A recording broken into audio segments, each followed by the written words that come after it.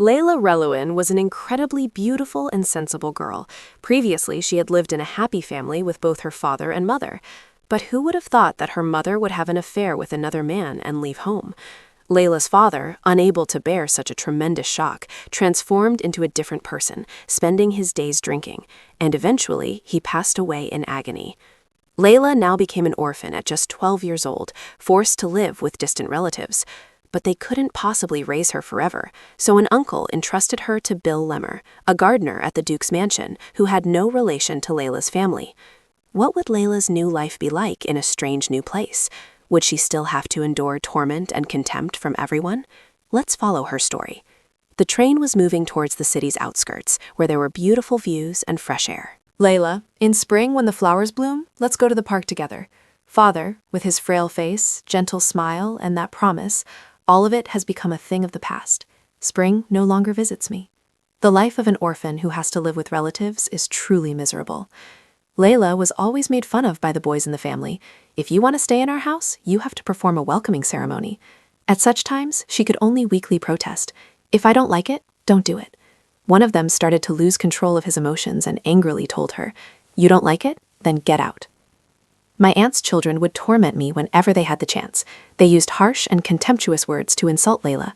"Even if you are family, I'll have to send you to an orphanage. Why should our family have to raise you? A child abandoned by her mother?" Not only did they use words to torment her mentally, but those kids also used physical force to abuse her body.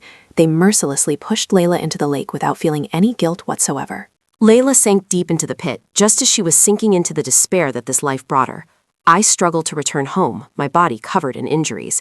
Immediately, Uncle's punch landed squarely on me, scattering red syrup across the floor. He furiously blamed all misfortunes on a small girl. "It's all because of this spoiled brat. Ever since you came here, bad luck has constantly plagued us." Especially on days when he was broke from the casino, no one could stop his cruel abuse.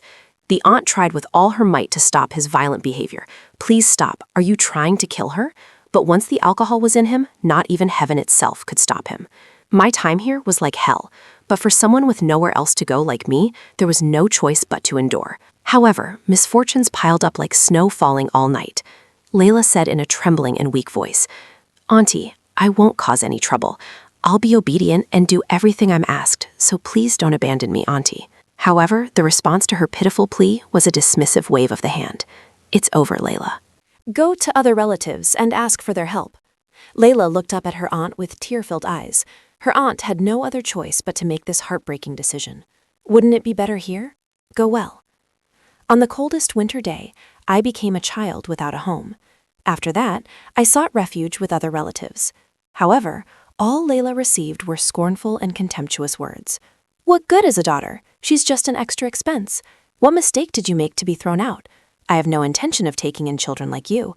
Look, how do you think we can help you in this situation? Even cutting expenses isn't enough. No one wants to take in the orphan of a traitor, a child abandoned by her mother." Was it a coincidence? While she was at a dead end in her life, a distant uncle called out. He was writing something on a piece of paper as he asked, "Do you know Berg?" Layla quickly replied, "Yes, I do." The uncle handed her a piece of paper and instructed, "Go there and find this person." "I will make contact first." Layla sat intently reading the information written on the paper.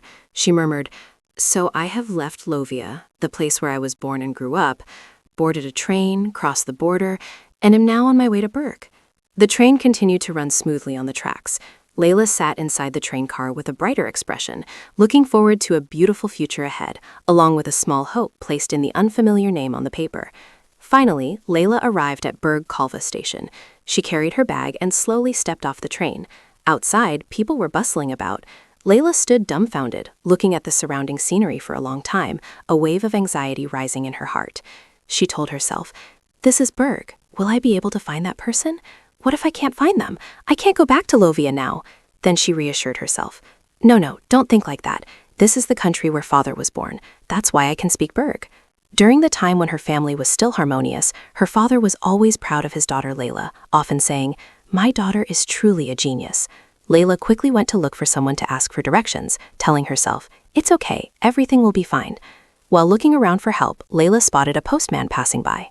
She quickly called out, "Hello, postman. I need to go to the place written here. Could you give me directions?" The postman bent down to read the address on the paper. Let's see. Duke Erhardt's gardener, Bill Lemmer? If it's him, I know him well. As it happens, I'm on my way to the mansion right now. Follow me. Layla smiled brightly as everything went smoothly. Oh, really? Thank you so much. Sitting in the carriage, Layla innocently gazed at the romantic scenery along the way. Everything made her exclaim with delight.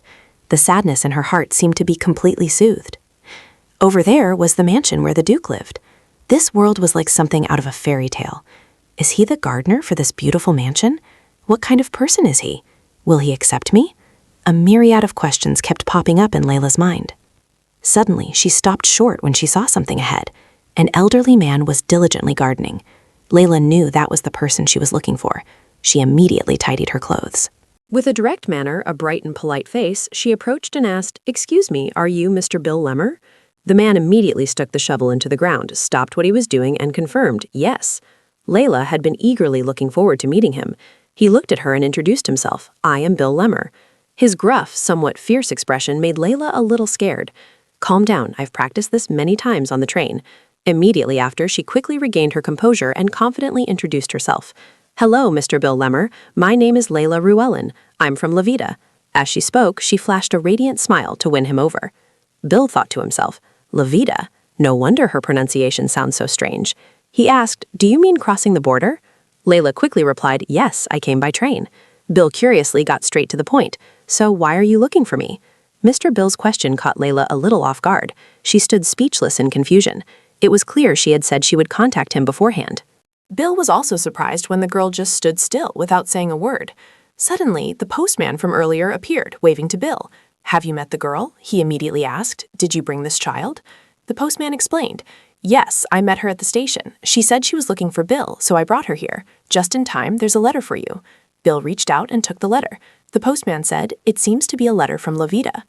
Layla and Bill were also startled in surprise upon hearing this. Bill carefully opened the letter to read it. The letter read, "Dear Bill Lemmer, a child will come to you named Layla Rowellen, daughter of Albert Rowellen. Her mother had an affair and left home for a long time, and because of that, Albert became addicted to alcohol and died from illness. So the child moved in with relatives, but they were all not in a position to care for her, and my family is also too poor to feed another mouth." Just reading up to this point, Bill already felt something was wrong, but he still tried to continue reading. "It was a long time ago, but I heard you work as a gardener at the famous Duke's mansion. Among her distant relatives, I thought your situation was the best, so I sent her to you." Bill went ballistic. He couldn't contain his emotions and screamed, "Aunt, what distant relatives? They're so distant they're practically strangers. Her father and I don't even remember each other's faces. Now you're telling me to raise the child of a distant relative I haven't seen in over 20 years. Why send that tiny little girl to Bill Lemmer, a widower like me?" At the end of the letter, Layla's uncle added a postscript. "If things don't work out, send her to an orphanage." Bill crumpled the letter in frustration, feeling he had been put on the spot. This damn guy. Why did he send the message so quickly? What was he thinking? Was he even sane? No matter what, they're still relatives and adults. How could they let the child come all the way here alone? Layla was incredibly touched by the stranger's caring words. Bill also realized the true intentions of Layla's relatives. That's right. Whether she lived or died in this remote, desolate land wouldn't affect them at all. He glanced at Layla, the most pitiful child at that moment. It was still cold and she was wearing so little. Layla was as thin as a rail, seemingly not having eaten properly. She had traveled so far, yet her luggage consisted of only one bag. Bill buried his face in his hands in helplessness, facing this difficult situation. Layla called out, "Uncle Bill." He turned his head to look at Layla, his face filled with sorrow. The little girl tried to stand on her tiptoes as much as she could and said, "I'm not that small. I'll be 12 in a week. I can read, write, and I can help with any kind of work." Bill's eyes widened in surprise at the girl's understanding. A sudden silence enveloped both of them. The sun was also slowly setting. Uncle Bill had tidied up his belongings. He told Layla, "Come with me. First you need to eat your fill, then we can figure things out." So Layla quickly followed behind Uncle Bill. Just as they arrived at the small house, darkness had fallen. Inside, everything was arranged very neatly. Layla looked around curiously. Aren't the other family members here? Suddenly, her eyes widened as if realizing something. Could it be that he lives alone? A moment later, Layla was also seated properly at the dining table. Noticing she only ate a tiny bit, Uncle Bill immediately asked, "Layla, is that all your portion?" Layla quickly explained, "Yes, Uncle, I really only eat a little." Uncle Bill said bluntly, I hate picky eaters. After all, you should be able to eat as much as a cow, shouldn't you? Layla was extremely surprised, as this was the first time anyone had asked her to eat so much. So she reached forward and piled a lot more food on her plate. As Layla ate, she said, eating like a cow might be a bit difficult, but I'm quite good at eating. Uncle Bill thought to himself, it seems the girl has lived by her own wit. Suddenly, he became serious and asked, but child, aren't you afraid of this uncle? Layla gave an innocent smile and answered honestly, you don't scold or hit me. Uncle, you're even giving me such delicious food. I'm very grateful to you, Uncle. You're a good person. Those words seemed to touch Uncle Bill's heart. How had this girl lived to be so grateful for such small things? These damn people. He slammed his glass down on the table in vexation. Even though the girl was very pitiful, it was absurd for him to raise this child. The child's problem wouldn't be resolved until next week at the earliest, but where on earth was he supposed to send her? A new day began. Layla stood looking at herself in the mirror. She recalled Uncle Bill's words from last night. Stay here until you decide where you want to be. She was deeply saddened to see that the situation hadn't improved much from before. As expected, it was the same again. Where was she to go now? Layla opened the door and stepped out of the room. The first thing that caught her eye was Uncle Bill standing and cooking breakfast. Layla smiled brightly and started a conversation with him. Did you sleep well, Uncle Bill? He turned his head and replied, yeah, pretty good. Then he focused on cooking again. Layla stood there, bewildered, not knowing what to do. So she immediately went to help him. Uncle Bill said, please take these plates to the dining table. Layla carefully set the food on the table. Finally, the uncle and niece sat down together at the table and enjoyed breakfast. Layla said, I'm going to eat heartily. Uncle Bill served her a full plate of food and said, here, eat a lot. Layla's eyes widened when she saw his devoted care for her. She burst out laughing and replied, yes, I'll eat like an ox. Inside the mansion, the servants gathered in small groups, gossiping nonstop. One person said, has everyone heard the news? Bill has adopted a little girl. The others were all stunned by this sensational news. Bill adopted a little girl? It would be more reasonable to say he adopted a lion or an elephant. It's true, it's definitely a little girl. How strange. Ever since his wife passed away, Mr. Bill has lived alone until now. He doesn't have any children. There must be something fishy going on here. If that rumor is true, isn't that a big deal? How could someone as stiff as a log raise a little girl? Who knows, maybe he'll take better care of her than we would. He has a talent for caring for flowers. He is recognized by Duchess Nomar as the best gardener. Perhaps the qualities he possesses for his work will help him take good care of the child. Good heavens, children are nothing like flowers. That's none of my business. In any case, it's just a rumor, so let's not pay attention to it anymore. Suddenly, a young man by the window said to everyone, it doesn't seem to be just a baseless rumor. Look over there. Curious, everyone flocked to the window to see for themselves. They all jostled for a better view. In the courtyard below, Layla was carrying 2 potted plants, following behind to assist Uncle Biller. The onlookers exclaimed, my goodness, it's actually a little girl. Heavens above, a little girl with blonde hair. How old is she? Look at her running behind him. But how did a child like that come to live with Mr. Biller? The strange story of Layla Ruellen and Orphan quickly spread among the staff. Inside the mansion, Layla carefully brought the flowers to the maid. I've brought the flowers. Everyone was very friendly when talking to her. Thank you, you're Layla, right? Hey, take that cookie. Layla was startled and asked, you're giving it to me? The older girl smiled and said, yes, enjoy your snack. Layla's face lit up with happiness as she held the package of cookies. Thank you. Goodbye, everyone. After learning about Layla's unfortunate fate, everyone was moved. So in the end, she still has to go to the orphanage? I don't know. We'll have to wait and see what Bill Lemmer decides. Whenever people asked about the child, Bill Lemmer repeated the same answer. I'm thinking, because I can't keep her here, I need to consider it carefully. He thought about it from spring through summer. The sight of Layla following Bill Lemmer and helping people gradually became familiar. The servants who observed the two concluded, Bill Lemmer is the best gardener in Arvis, a person with a natural talent for growing flowers. At Bill Lemmer's house, Kimona brought him a basket. What's that? She excitedly said, cookies and cake from the mistress's party yesterday. Uncle? Uncle Bill bluntly said, I hate sweets. But her reply made Uncle Bill so embarrassed he didn't know where to hide. Then why is this Layla's? Uncle Bill complained. Lately, everyone has been using Layla as an excuse to come and go from my house. Someone's having a good time. A kind maid gave Layla a pretty dress. This is my sister's dress, but it's still very new. They even brought books. These are detective novels. And some brought many writing tools. Even the nanny who had never visited me came. Sometimes people come to see Layla even when there's no reason, which gives me a headache. Miss Mona said, that's because Layla is naturally very beautiful. A child who behaves politely and cleverly makes everyone unable to resist taking care of them, just like an adorable little squirrel frolicking in the forest. It had been a very long time since there was a child in the ducal estate. Do you remember? Our duke was very elegant from a young age. As the two were sitting and telling stories to each other, Miss Mona screamed in alarm when she saw Layla climbing a tree trunk. "Wait, Bill, what is she doing?" Look over there, the little girl is climbing the tree. In contrast to Mona's fearful attitude, Bill just sat calmly without a hint of worry. What's more, he even praised her, saying he didn't know who taught her, but her tree climbing skills were quite good. Hearing that, Mona flew into a rage and yelled at Bill, "What are you saying? Did you teach her that yourself?" Bill stammered, "How could I raise a child like that?" He was a little startled, but still confidently declared, "I'm raising her well. What's the problem?" Mona grumbled, "Yes, but she's a girl. Just doing delicate things like planting flowers isn't enough." She continued, "Oh my goodness, are you planning to raise that pretty little girl to be a boy just like you?" Just imagining that, horror was clearly written all over her face. "No, that's awful." Bill immediately dismissed Mona's silly thoughts and said, "Honestly, you're worrying for nothing. She just needs to eat well and be healthy, that's all." Mona gently asked, "Anyway, have you decided yet?" Bill pretended not to know anything and asked back, "What are you talking about?" Ms. Mona asked, "Regarding Layla, summer has arrived. Have you still not decided where to send her?" In response to that question, Mr. Bill chose to remain silent, not uttering a single word. He had intended to consider her situation for a week, but still hadn't made a decision. Ultimately, there was no other option but to send her to an orphanage. But was the orphanage trustworthy? Mr. Bill cared deeply for Layla. Whenever she went somewhere, he would carefully remind her, "Layla, don't go too far." She cheerfully replied, "Yes, Uncle, I'll go to the riverbank and then come back."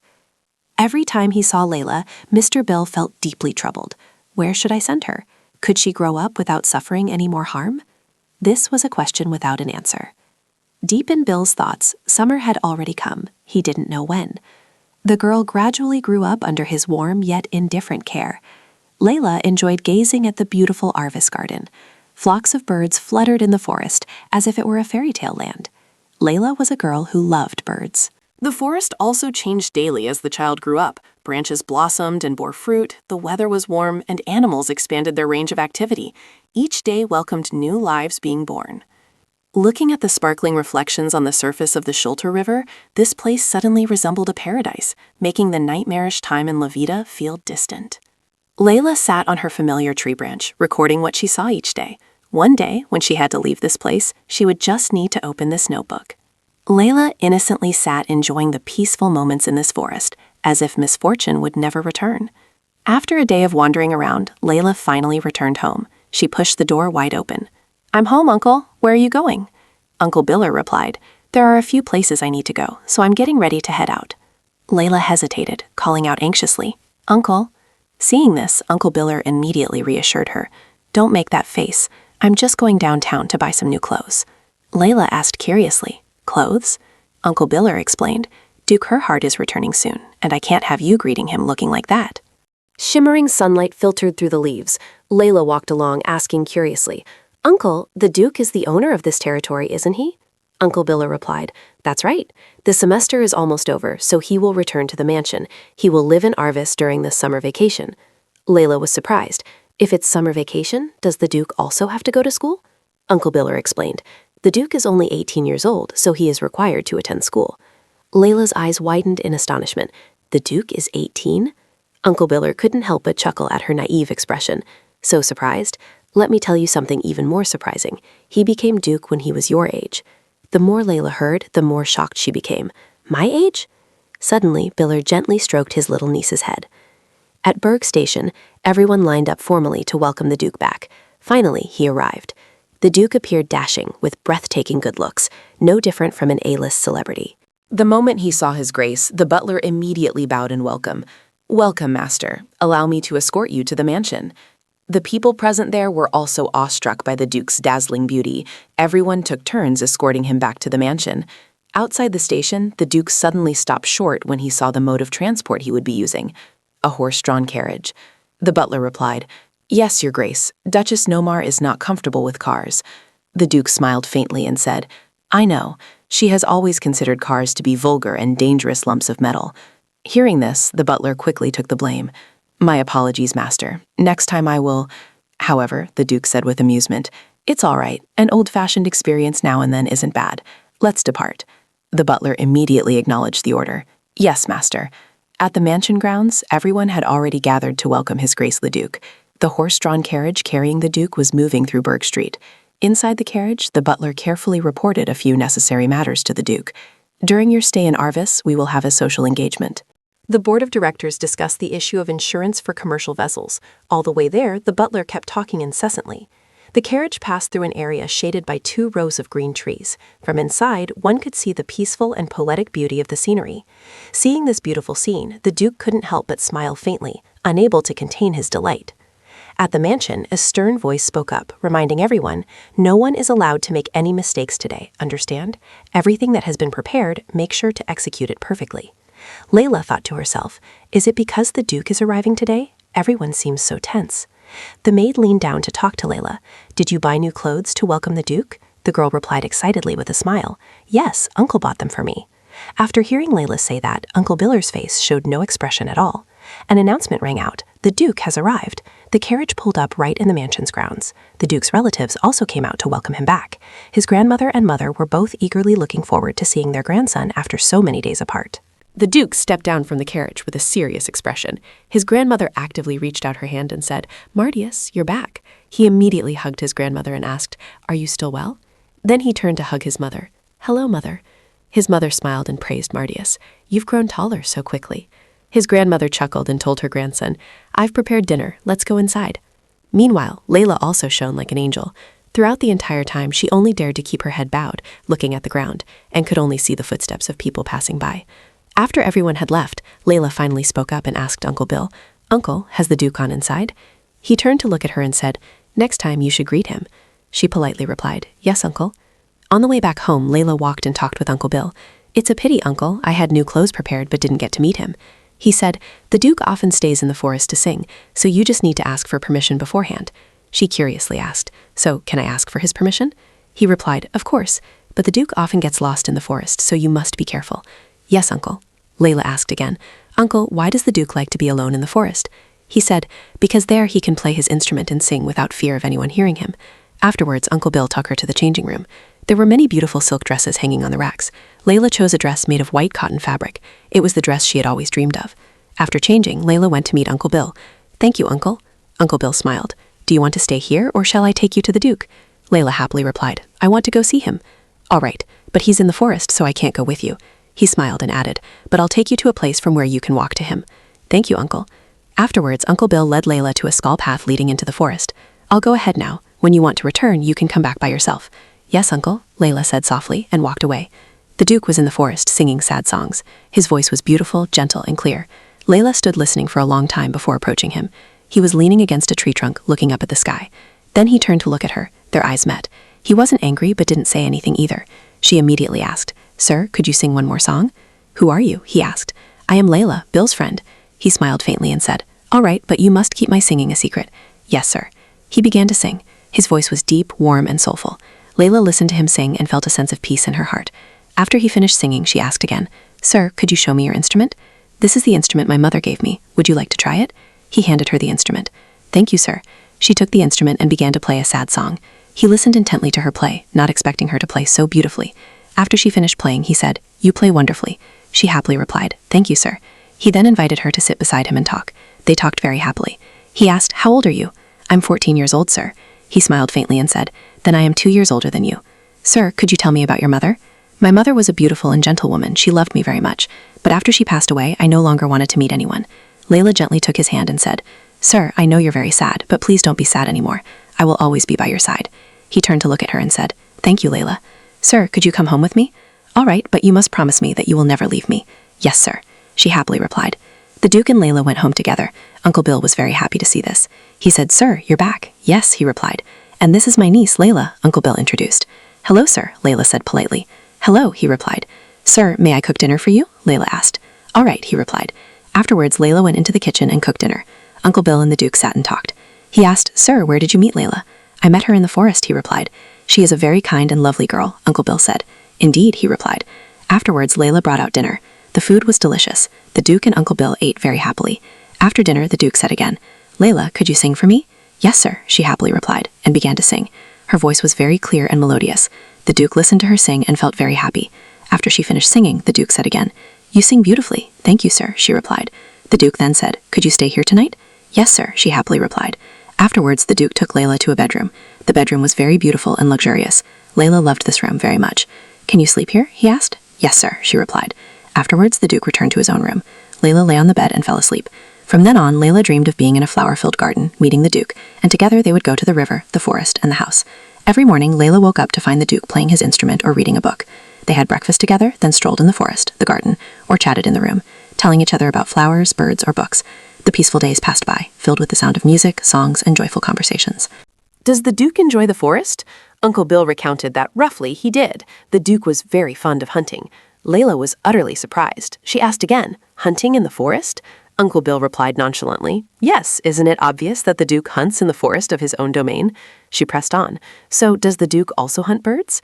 Uncle Bill said, "The Duke probably enjoys hunting birds the most. You'd be surprised if you saw him shoot. Though still young, he is a marksman." Layla clutched her dress, then hesitantly asked, "Why shoot birds? Even without hunting, there's plenty of food in the mansion." Uncle Bill gently explained, "For the nobility, hunting is a pastime. Birds are the most interesting target among all species." Layla's eyes began to well up with tears. She honestly said, "I hope the Duke won't enjoy hunting anymore." Her words made Uncle Bill freeze. "Oh dear, don't utter such difficult things." Bill insisted on asking again, "Could that possibly happen?" However, the answer to her question was Uncle Bill's helpless silence. A week later in the Arvis forest, Layla excitedly ran into the forest because she heard the chirping of baby birds coming from the top of a tall tree. She quickly looked up. Immediately, she climbed up to where the sound was coming from to check.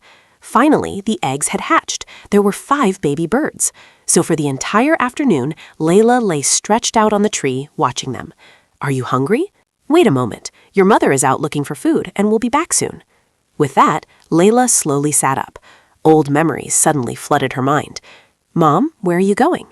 Back then, her mother gave her a gift and said, "Yes, Layla, I'm going very far away." Layla innocently asked, "So you'll come back late?" She replied, "Very late." She asked again, "Will you come back when I finish this jar of candy?" The mother gently touched Layla's cheek and replied, "Yes, that's right." Layla sat lost in thought as she recalled those memories. She looked up at the sky, then was startled to realize, "There's the mother bird. It turns out the mother bird has returned with a worm in its mouth." Layla hurried away at once. She needed to quickly get out of sight, because if she stayed, they would become wary. She landed softly and only dared to stand below, observing them from a distance. All 5 baby sparrows had successfully hatched. Their feathers were soft, and after only 2 weeks, they had developed very well. Layla recorded all of this in her diary. Layla excitedly said, "At this rate, it won't be long before I can see the fledglings fly." She became much more cheerful and thought, "I must let everyone know." Suddenly, she heard the sound of horses moving very close below. Layla curiously peeked her head down to see. She wondered to herself, "Who is that? Would it be all right if I went down?" Then she answered herself, "No, it's best to wait for him to pass."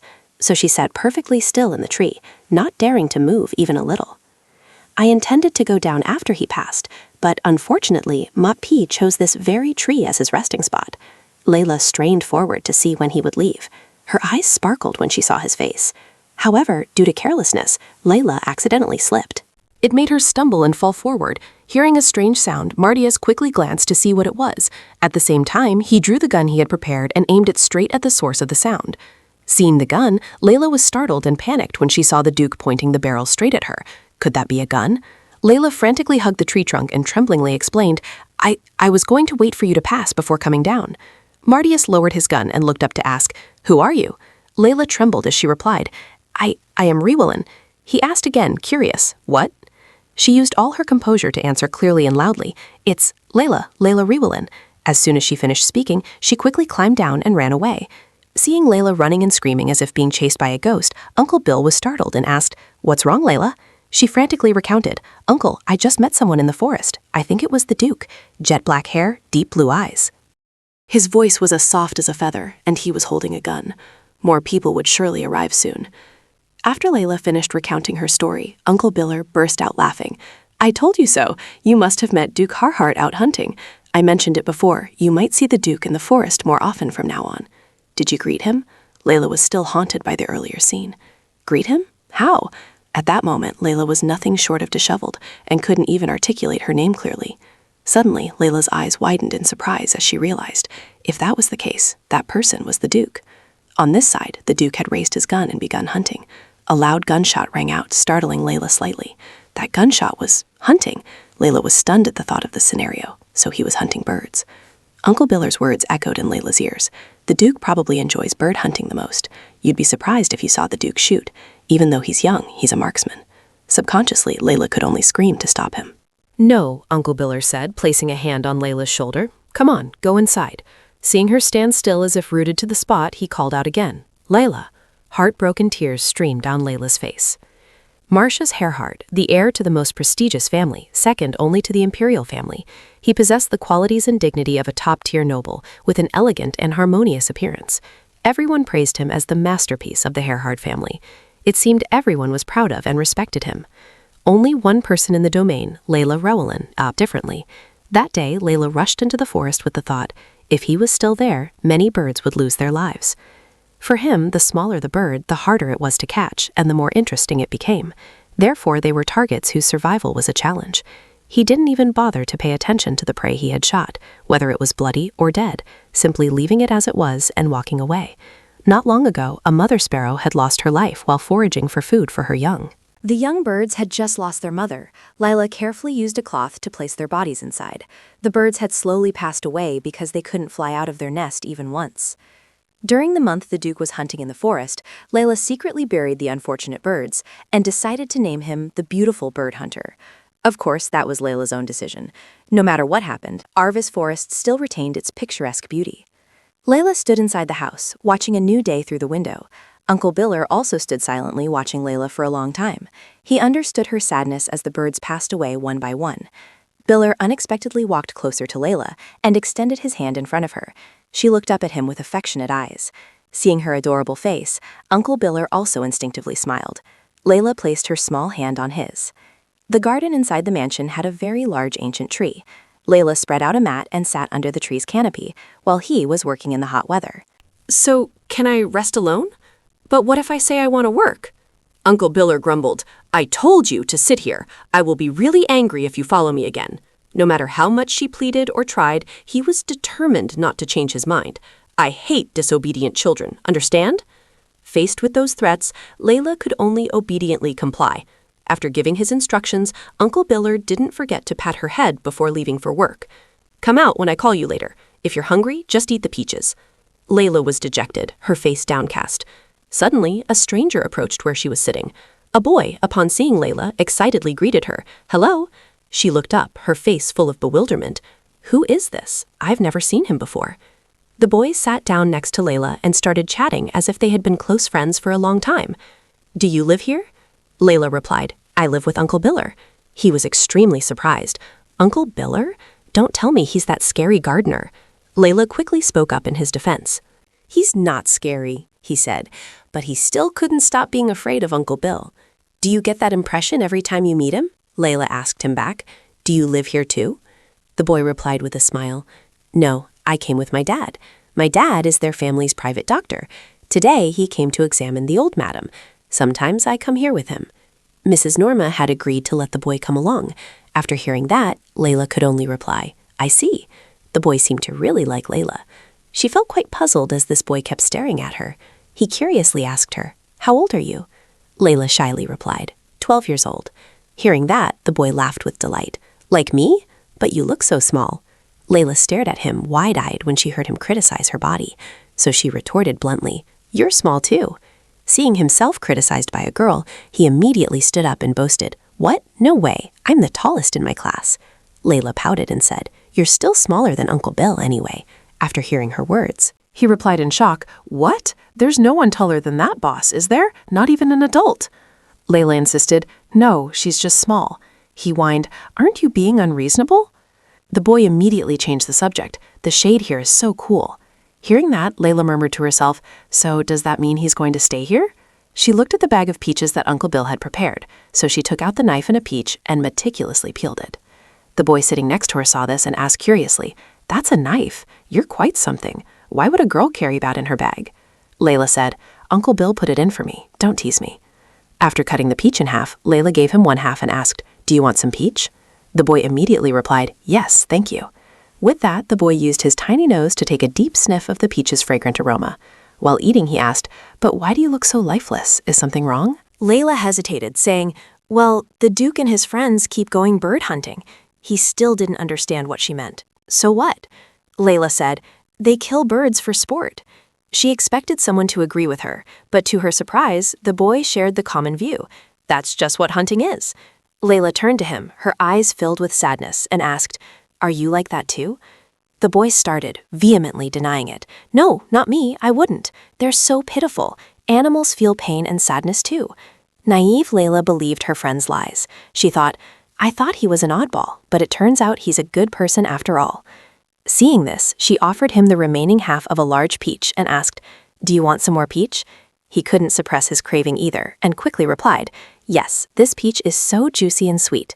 Layla smiled and confided, "That's right, I picked this one in the forest." As they were chatting happily, the boy's mother called out, "Kyle, time to come home." He quickly stood up and said goodbye to his new friend. I have to go now. Kyle, what's your name? Layla also stood up, shaking his hand as a greeting. I'm Layla Ruellen. Kyle said with a radiant smile, Layla Ruellen, it was nice meeting you. See you again. After saying that, he waved goodbye to Layla and hurried away. Layla stood watching his retreating back, wondering to herself, will we meet again? To her surprise, at that very moment, Kyle spoke up. Layla, next time I'll bring some delicious food. Layla also smiled and waved goodbye to him, but a faint sadness lingered in her heart, unsure if she would still be there by then. It's better to know and say nothing. Upon meeting Kyle, his mother curiously asked, Kyle, who was that girl? Kyle gleefully explained, she lives with her uncle, the gardener. She's the same age as me, Mom. The mother gently placed a hand on her son's shoulder, then secretly turned her head to look at the girl Kyle had just met. Is that so? Finally, Uncle Bill had finished his work. He stood calling up, Layla, come down quickly. Hearing the call, Layla quickly gathered her belongings and ran down to Uncle Biller. You're done with work, Uncle. He also carefully reminded the little girl, take your time, don't fall. As they walked, Uncle Biller asked, Are you hungry? The little girl politely replied, No, I ate peaches earlier. I met a boy earlier, he was my age. While they were chatting happily, Layla paused when she saw someone passing by. It turned out to be the Duke and his friends. You're really good. How do you hit every shot? Indeed, it's amazing you can hit such a tiny bird. Martius also soon recognized the little girl he had met in the forest the day before. Seeing him look at her, Layla became much shyer. Uncle Bill quickly bowed to greet the Duke. Hello, Your Grace. Martius also happily replied, It's been a while, sir. Uncle Bill turned to introduce Layla. I apologize for only being able to tell you now. For now, I will let this child stay in Arvis. Although we had asked the old lady for permission, I still think I should speak with the Duke. Layla also quickly bowed her head in respect. Martius's friend pointed at her and asked, Are you that little girl, the one who lives in the forest? Layla always hid behind tree trunks, secretly peeking at him, then secretly burying birds. Hearing this, Martius also glanced at Layla. He also recognized her. She was the child sitting in the tree whom he had almost mistakenly shot, thinking she was a bird. Martius accepted Uncle Bill's request. All right, have it your way, Bill. Uncle Bill immediately bowed his head in thanks to him. After the conversation, the Duke's party departed. As Layla looked up, she saw a dead chicken being carried away by a servant. Witnessing the heartbreaking sight, Layla could only close her eyes, hoping that if her eyes didn't see, her heart wouldn't hurt. Uncle Bill seemed to understand, so he quickly comforted the little girl and said, Layla, let's go home now. She nodded in response, Yes, Uncle. At the ladies' tea table, young Lady Claudine sat listlessly as if lacking vitality. Her mother, seeing this, immediately reminded her daughter, Oh, for goodness sake, Claudine, behave like a lady. Do you even realize where we are, sighing incessantly like that? Claudine grumbled sullenly, It's so lonely and boring. Her mother smiled and said, If that's the case, go play with your brothers and then come back. Claudine slumped back and said, My brothers treat me like I'm invisible, and besides, they only talk about things I don't understand. Martius's mother was also present. Stroking a puppy, she spoke up. Indeed, it is quite dull here, because there are no friends her age. Hearing this, Claudine immediately turned to her mother and said, See, that lady understands me perfectly. Her mother frowned, subtly signaling her daughter to be more discreet.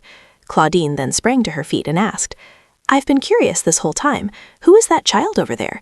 They seem to be my age. May I play with them? The lady then turned her head to look in the direction Claudine was pointing. Let me see. Isn't that the orphan from abroad? I'm not sure she can be a playmate for you. Claudine replied with a smile. It's all right, madam. It's more interesting than playing with dogs anyway. Claudine's mother flushed with anger. That's enough. Hearing this, the madam merely smiled, then rang the bell beside her to summon a servant. Bring that child here. I mean, the child the gardener is raising. The maid, having received the order, hurried out to call Mr. Bill. He turned his head and asked, What's the matter? She relayed the madam's request. The madam told me to bring Layla over.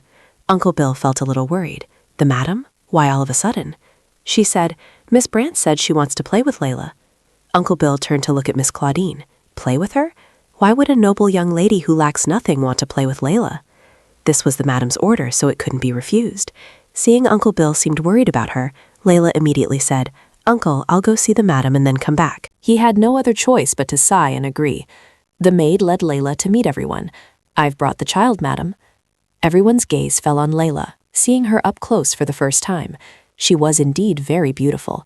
Even the madam couldn't help but exclaim in praise. What a lovely child. Well, Claudine, do you like her?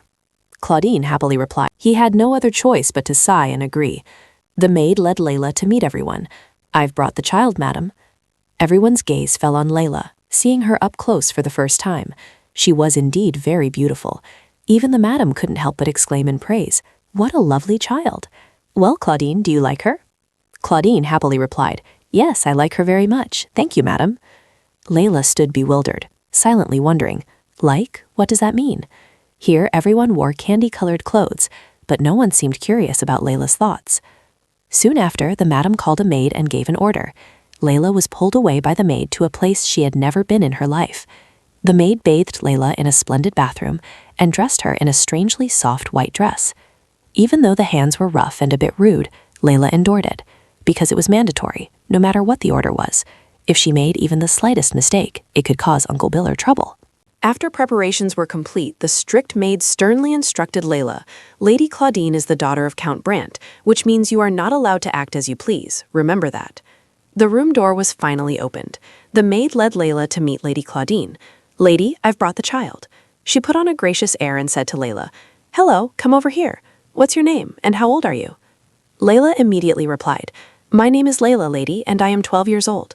Claudine was slightly surprised. Really? I thought you were younger, because you look so small. Layla froze instantly. This was the second time that day she had been told she looked younger than her age. Layla tried to reassure herself. I have to endure this and think of Uncle Bill. Claudine sat down at the piano, cleared her throat, and asked Layla, Do you know how to play the piano? Layla shook her head. No, I don't. This was the first time she had ever seen such a large piano. Children of the wealthy are truly different, aren't they? Claudine began to play a melody for Layla. Do you know this song? She played and sang melodiously. Claudine stopped playing the piano, turned to Layla and asked, Do you know it? Layla honestly replied, No, young lady, this is the first time I've heard it. Claudine changed the subject to making artificial flowers, but Layla still didn't know how. Through games like dice and cards, Layla remained completely clueless. Claudine asked about the last game, Do you know how to play chess? It was still the familiar answer, No, young lady. Claudine sighed, her face utterly disheartened. Suddenly, she uttered 3 words, How pathetic. Layla froze, sitting still as a statue. Claudine stood up and walked straight to the door. Her feet moved lightly, stopping in front of Layla, and said, What an ignorant child. Layla clenched her fists, the careless words hurting her. Claudine didn't care, walked straight to the door, muttering, I thought it would be fun, so what was I so eagerly looking forward to?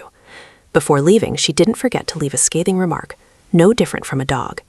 Layla lowered her face, not daring to show any emotion. Claudine left, abandoning Layla in the vast, empty, and desolate room. Layla's mind screamed in bursts. She really wanted to go home, back to Uncle Bill, but for now she still had to wait, because she didn't know if that young lady would come back. Uncle, is that true? As dusk fell, Layla had left that stuffy room. She carefully descended each step of the stairs. The young lady said you could take that dress, and this. The maid blocked her path, handing Layla a gold coin. The girl didn't understand, staring intently at the coin in the maid's hand. The maid took Layla's hand and placed the money in it. Take it. You must be grateful for what your superiors bestow upon you. Understood? With that, she left. Layla looked at the coin in her hand, gently clutching it to her chest. Layla quickened her pace as if wanting to flee this place. Don't think about anything else. Just hurry home. However, after only a few steps, Layla heard a familiar voice call her name. She stopped abruptly, turning her head to look. If not sooner, then now. It was the young lady from earlier, Claudine. Why must it be? Layla clearly heard the three people on the other side talking. Who is that? The gardener's adopted child? At times like these, she truly felt lucky that the Duke wasn't here. Claudine called her without ill intent, only to say goodbye. Be careful, Layla. Layla clenched her hands, bowing to the young lady. I need to get out of here quickly. In such a strange and peculiar place, Layla ran without looking back, wanting to leave this place as quickly as possible. Uncle is waiting for me too. Suddenly, her oversized shoe slipped off. Layla lost her balance and fell forward. Layla was in pain, trembling all over. Her gold coin also slipped from her hand and rolled away. Following its momentum, it rolled once, vibrating a few times. Just as it was about to settle, a pair of feet stepped on it. Seeing such shiny leather shoes, Layla somewhat guessed who was standing in front of her. The leather shoes and gray trousers. Layla looked up to confirm it was none other than the Duke. Looking into his eyes only made Layla's mood worse. The Duke's frequent singing made Layla feel her own insignificant existence here. Layla bowed to him. The little girl briefly saw the Duke's full red lips curl into a smirk. Looking down at Layla's bleeding feet, she became aware of a truth that miraculously made the pain in her body vanish. Layla's eyes darted down to the solitary gold coin lying on the ground. Duke Herhart also looked down. Lady Claudine's earlier scolding words echoed in her ears, the phrase, no different from a dog, piercing deep into her heart. She reached out and picked up the coin. Layla clutched the coin tightly, carefully stood up, bowed to the Duke, and then ran off without looking back. Her heart remained silent from beginning to end, not uttering a single word. Throughout her journey back, Layla's every step felt heavy, as if something was burgeoning from the depths of her heart, choking her up to her throat. Crossing the forest path, seeing the warm light emanating from the house, Layla finally realized what it was. In the distant silhouette, Uncle Bill had been standing at the door, waiting for Layla for who knew how long. The moment she saw him, the tears Layla had suppressed for so long suddenly burst forth. Sadness still lingered. Even though it was a normal morning like any other day, Uncle Bill still knocked on Layla's door. Aren't you going into the forest today? Layla replied with a smile, I'm planning to stay home today, Uncle. Bill nodded. I see. He closed the door, letting out a long sigh. It had been 2 days since she met Miss Claudine, and Layla had only locked herself in her room, making Bill extremely worried. He walked distractedly down the hallway, went to the kitchen to get a glass of water for himself, then sat down at the table, observing the quiet atmosphere in the house. Bill couldn't help but feel troubled, wondering if the house was always this quiet. He frowned, pondering many things. At mealtime, Layla suddenly handed Bill a gold coin. I have this for you, Uncle. Miss Claudine gave it to me. Bill was surprised, and it suddenly dawned on him. Now I understand why she was so sad after returning from the mansion. Bill put the bowl of salad down on the table and asked Layla, was it that young noblewoman? Yes. But why are you giving this coin to me? Layla immediately explained. This was probably a large sum of money, so no matter how unpleasant it was, she couldn't just throw it away. The image of her bowing at the Duke's feet resurfaced in her memory. Layla pushed that thought aside, smiled, and continued. I've thought a lot about it and felt it wasn't good, but if it can help me repay you in any way, I want to give it to you. Biller said nothing, only recalling the events of that day. From the moment he saw Layla return home in a disheveled state, as if she were running from someone, he guessed the girl had been hurt at the mansion. Although he pretended not to know, fearing it would make her cry, Biller still blamed himself. Damn it. Then he told Layla, that's money you earned, so keep it. Layla was surprised. Money I earned myself? Biller clearly told Layla, yes, this is money you earned after dealing with a bored nobleman. It's quite similar to the work I do, and you did very well, so you can proudly accept it. Biller proudly encouraged his granddaughter and even picked up a large piece of meat for her as a reward. Encouraged by her uncle, Layla's mood also brightened. Indeed, Biller nodded, continuing with some encouraging words. That's right. Congratulations on stepping into adulthood, Layla. Layla gazed at the gold coin in her hand, her spirits lifting for a moment. However, something still troubled her. But Uncle, I'm still little. Biller immediately dismissed his niece's thought. Being able to earn a living by your own strength, that's what it means to be an adult. Layla, you've done well. Even if it's just one gold coin at a time, there are still many adults in this world who can't earn that much. Biller immediately placed a huge plate of food in front of Layla, making her jaw drop in astonishment. A start like this is already a success. Because you've had a good start, you'll also become a wonderful adult later on. Uncle Biller's wonderful words of encouragement quickly lifted Layla's sagging spirits. Biller looked at the plate of food and reminded her, For the past few days, you've been eating like a bird, so eat this, remember? I like children who eat heartily like cows. Layla nodded, immediately picking up the plate and enjoying the meal. The little girl didn't forget to ask, Uncle, if I eat well, will I grow tall? Biller nodded. Probably. Why? Did someone say you're small? Layla pouted. No, it's not that, but I seem to look like a small child. Biller stifled a laugh. Because she really was a child. He had just called her an adult, and now he was already contradicting himself. Biller stood up and offered to get some apple juice. Layla immediately agreed. Once Biller returned, Layla spoke up and asked, Oh, right, Uncle. If this is the money I earned, I can use it freely, right? Biller nodded and immediately asked, Of course, what do you want to do? Layla said, I want to buy a notebook. My old one is all used up. Biller, of course, agreed. Layla also wanted a set of colored pencils. Biller didn't object either. Suddenly, Layla asked Biller, Don't you need to buy anything, Uncle? Biller was a little surprised, and a smile spread across his face. Something for me? Yes. Biller smirked, looking at Layla with skeptical eyes. Can I believe that? What if I say I want something expensive? Layla excitedly replied, If that's the case, I'll try to earn a lot of money, save it up, and then buy it for you. Bill laughed heartily with satisfaction, clinking glasses with Layla.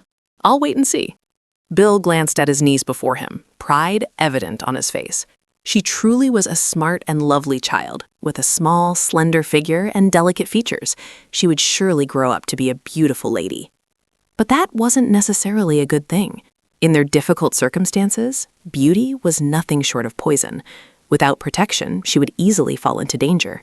Bill was already getting a headache, so he planned to find a trustworthy place to entrust her. But what would happen if he couldn't find such a place? Damn this terrifying world, these wretched people. Although his heart was heavy with worries, Bill still tried to be as cheerful as possible when talking to Layla. He asked if she wanted another drink, and Layla immediately agreed. Yet Bill still felt a little worried. If this continues, will she grow up to be an alcoholic? No, it's just temporary. Temporary. Days like these continued to pass. After a long period of contemplation, Bill had found clarity. Layla bid Bill farewell before leaving.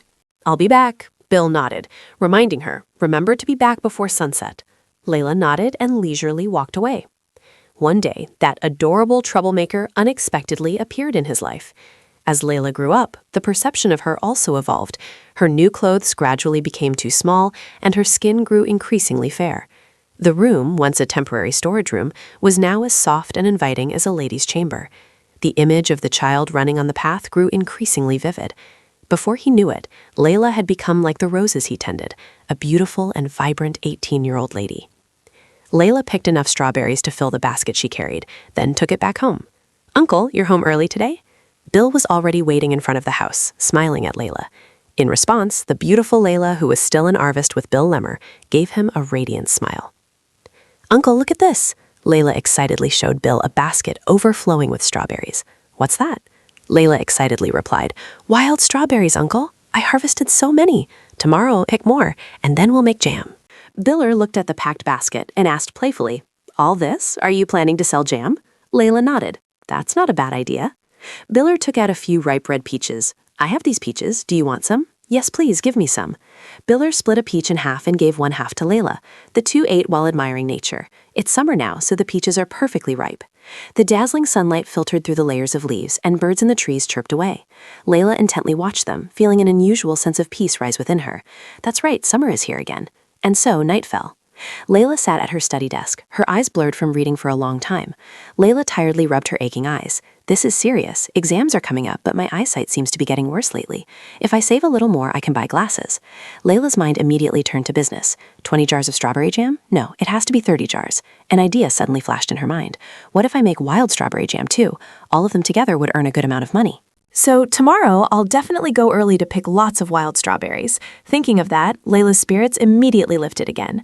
Suddenly, Layla's door opened, and Uncle Bill poked his head in, asking worriedly, Layla, it's late. Why aren't you asleep yet? Layla quickly replied, Yes, I was planning to study a bit more before going to bed. Bill couldn't help but praise her diligence, and carefully reminded her, Remember to sleep early, don't overdo it. Layla nodded and wished Bill good night. Bill left the room, gently closing the door behind him. Bill and Layla were overjoyed. He didn't forget to tell her, There's nothing to worry about, Layla. Let's go. Then Uncle Bill gradually led her down the path of knowledge. Layla learned little by little about the unfamiliar world out there. Every day, she learned new things and always felt happy when her curiosity was satisfied. Every evening, Layla would sit in the living room with Bill, showing off what she had learned that day. In response, she would always receive a familiar look and a remark, "Layla, you will become a wonderful adult someday." This was Layla's favorite saying. Every time she heard it, her eyes would sparkle even more. That saying was like a magic spell. Some days I would imagine my adult self and then drift off to sleep. I want to show everyone the wonderful adult I will become, just like Uncle said. That would be the first repayment I could make. To achieve that, I must do well in this exam, and then there will be a happy summer vacation. Thinking of this, Layla's determination surged even more. However, she suddenly remembered something. Summer was coming back soon. The Duke, who was fond of singing, graduated from the Royal Military Academy following his family's tradition. He was appointed an army officer and had to serve on a foreign front for 2 consecutive summers. This year, he was absent from Arvis, but would return this summer, which was also when gunshots would ring out in the forest again after many years. That was precisely why Layla was noticeably sadder. At Gilly's Girls Academy, Layla and her close friends were discussing their plans for the summer holiday. When asked, Layla simply brushed it off, saying they would figure it out later. Suddenly, the 3 of them saw a familiar figure, a tall, handsome young man tilting his head, looking for someone. "Layla, look, he's here again." The young man saw Layla and cheerfully waved. From such a distance, Layla naturally couldn't see clearly, so she squinted to look. It was Kyle, happily calling her name. The sight of a young man, especially a handsome one, at a girls' school quickly drew all eyes to Kyle. Layla recognized him, her eyes immediately lit up, and she quickly said goodbye to her friends and left. "Girls, I'm going ahead. See you tomorrow." "I'm heading off now. Bye." Layla headed straight for Kyle, unable to help but wonder, "Why are you here? Wouldn't it have been more convenient to come to my house?" Kyle calmly replied, "It's on the way anyway." But Layla understood Kyle. Despite what she had said, he still skipped his tennis club practice to go home with her. This greatly annoyed the club members. They often teased Kyle, "Why isn't Kyle here? He's not off to see that girl again, is he?" Kyle blushed, quickly fanning himself with his hand, because to meet Layla as soon as possible, he had to run like the wind to get there. He asked, "On the way back, there's that vanilla ice cream shop you like. Do you want some ice cream?" Layla immediately nodded in agreement. Kyle always wanted to make the most of every moment with Layla, so how could he just focus on tennis practice? As the two walked and ate ice cream, Layla suddenly suggested, "I have a book I need to read. Let's stop by the bookstore later." Layla continued eating her half-finished ice cream. Every one of her actions was within Kyle's sight. Meanwhile, the people at the club were shouting loudly, wanting to remove his name from the club altogether. However, tomorrow's worries were for tomorrow. Kyle didn't mind at all. At the bookstore on the street, Kyle looked around while Layla focused only on what she wanted. Kyle glanced at the open page of the book in Layla's hands and asked, "Is this the book you want to read?" Layla nodded, admitting, "Yes, the migratory birds have returned. I plan to record which species of birds will return this holiday." "That's right, you've always liked birds." Kyle stole a glance at Layla, her delicate face, petite figure, and intelligence. Kyle's eyes were full of affection. He thought to himself, "Can I confess my feelings today?" Layla noticed a gaze fixed on her and looked up at Kyle. He didn't say a word, just smiled faintly. Kyle thought to himself, "I really like you." Seeing Kyle staring at her without speaking, Layla, curious, spoke first. "Kyle, is there something you want to tell me?" Kyle, flustered, turned his face away. "Oh no," he quickly changed the subject. "Are you done choosing? Aren't you going to look at any other books?" Layla nodded and replied, "Yeah, just buying this book is enough. Let's go home now." Kyle followed behind, telling himself, "Not yet. It's not time yet. I'm not sure about Layla's feelings, so if I confess hastily, our long-standing friendship will become awkward, and I don't want that. Of course, Layla is getting more and more beautiful, making it hard for me to resist, but I'm still trying to be patient so I can continue to see that smile. Honestly, I even wonder if we really need to be lovers. We've known each other for a very long time. Wouldn't it be better to just become husband and wife? Now that it's this peaceful, we'll surely be a loving couple later on." Layla talked about her studies. Meanwhile, her friend Kyle was still lost in thought, far off in the distant future. Marriage? Getting married right after graduating from university sounds perfect, doesn't it? Kyle closed his eyes, beginning to imagine what Layla would look like in a wedding dress. Perhaps there was no bride in this world as beautiful as Layla, Kyle Edmund's wife.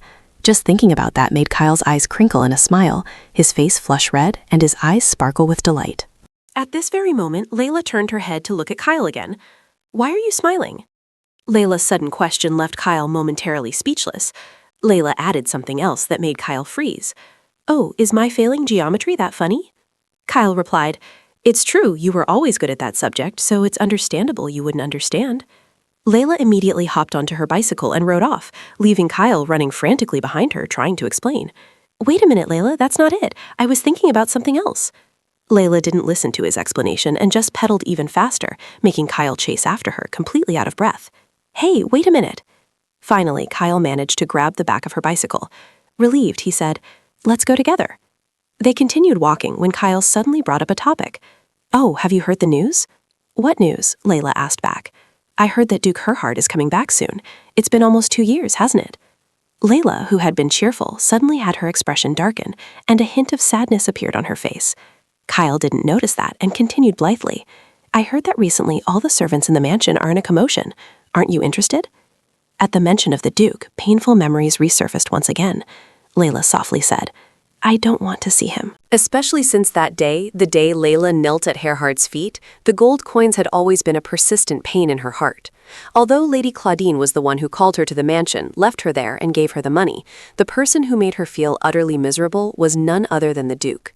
That incident left a different kind of wound compared to the contempt and oppression she had endured at her relative's house when she was young. Every time she saw the Duke, she was reminded of that day. She had tried to avoid him in every possible way. Even when Lady Claudine visited the mansion and called for her, she and the Duke only briefly passed each other. Even when the maid handed Layla the money, she never once looked up, always trying to keep her head bowed as low as possible to avoid seeing him. Layla truly hated him. That memory was a wound she wanted to forget, but he kept bringing it back. Layla bowed her head, her eyes filled with infinite sadness. Suddenly, Kyle blocked her carriage and asked, "Layla, can I become an officer too?" Layla was surprised. "An officer?" Kyle immediately boasted, "To become an officer like Duke Herhard and win a medal as a sharpshooter who hits every target when dealing with evil enemies." Pretty cool, right? Kyle flashed a sly smile, but Layla immediately cut him off. "Kyle, have you forgotten? You couldn't even kill a chicken." Layla's cold water doused Kyle's dream, bringing him back to reality and making him embarrassed. Ugh, why bring that up? This story goes back to last year. One fine day, after Kyle had been coming to Layla's house every day, Uncle Biller lost his temper. "Kyle Ettman, why on earth do you keep sneaking into my house?" Uncle Biller grabbed Kyle by the collar, shaking him vigorously and scolding him. "Besides, why does a rich young master like you insist on eating here instead of at home? This has happened too many times. No, from now on, you're not allowed to come to my house anymore." Kyle was more panicked than ever at being forbidden. Internally, he screamed, "No way, Uncle. Only here can I be with Layla. At least I need an excuse to study together." But outwardly, he had to say something different. "Uncle, I'll pay for the meals, and you can order me to do anything." Biller frowned. "Since he's offering so sincerely, I might as well agree. All right then, come on over." Bill led Kyle into the chicken coop. His first task was to prepare ingredients for dinner.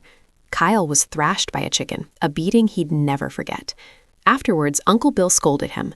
"This kid can't even catch a chicken. He's truly a useless larva of the Edmund family." Kyle froze, unable to cry out. He was so devastated that Layla had to take him aside to comfort him. From then on, the name useless larva of the Edmund family haunted Kyle. He told Layla, "You know, ever since that day, he hasn't called me by my name anymore. With so many meaningful names, why larva? Layla burst out laughing, teasing Kyle. "The gentle larva." Kyle, feeling helpless, said, "Even you?" Layla explained, "I value you because you are who you are. You're messing with me, right?" Layla became serious again. "No, it's true.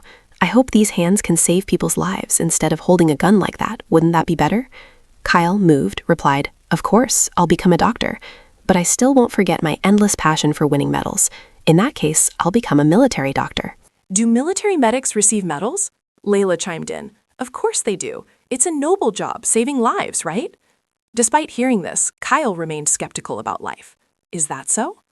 Suddenly, a car appeared in their sight. Kyle and Layla deliberately moved aside to make way for it. The car slowly glided past them. Inside the car, a familiar figure, Layla's nemesis, had truly returned.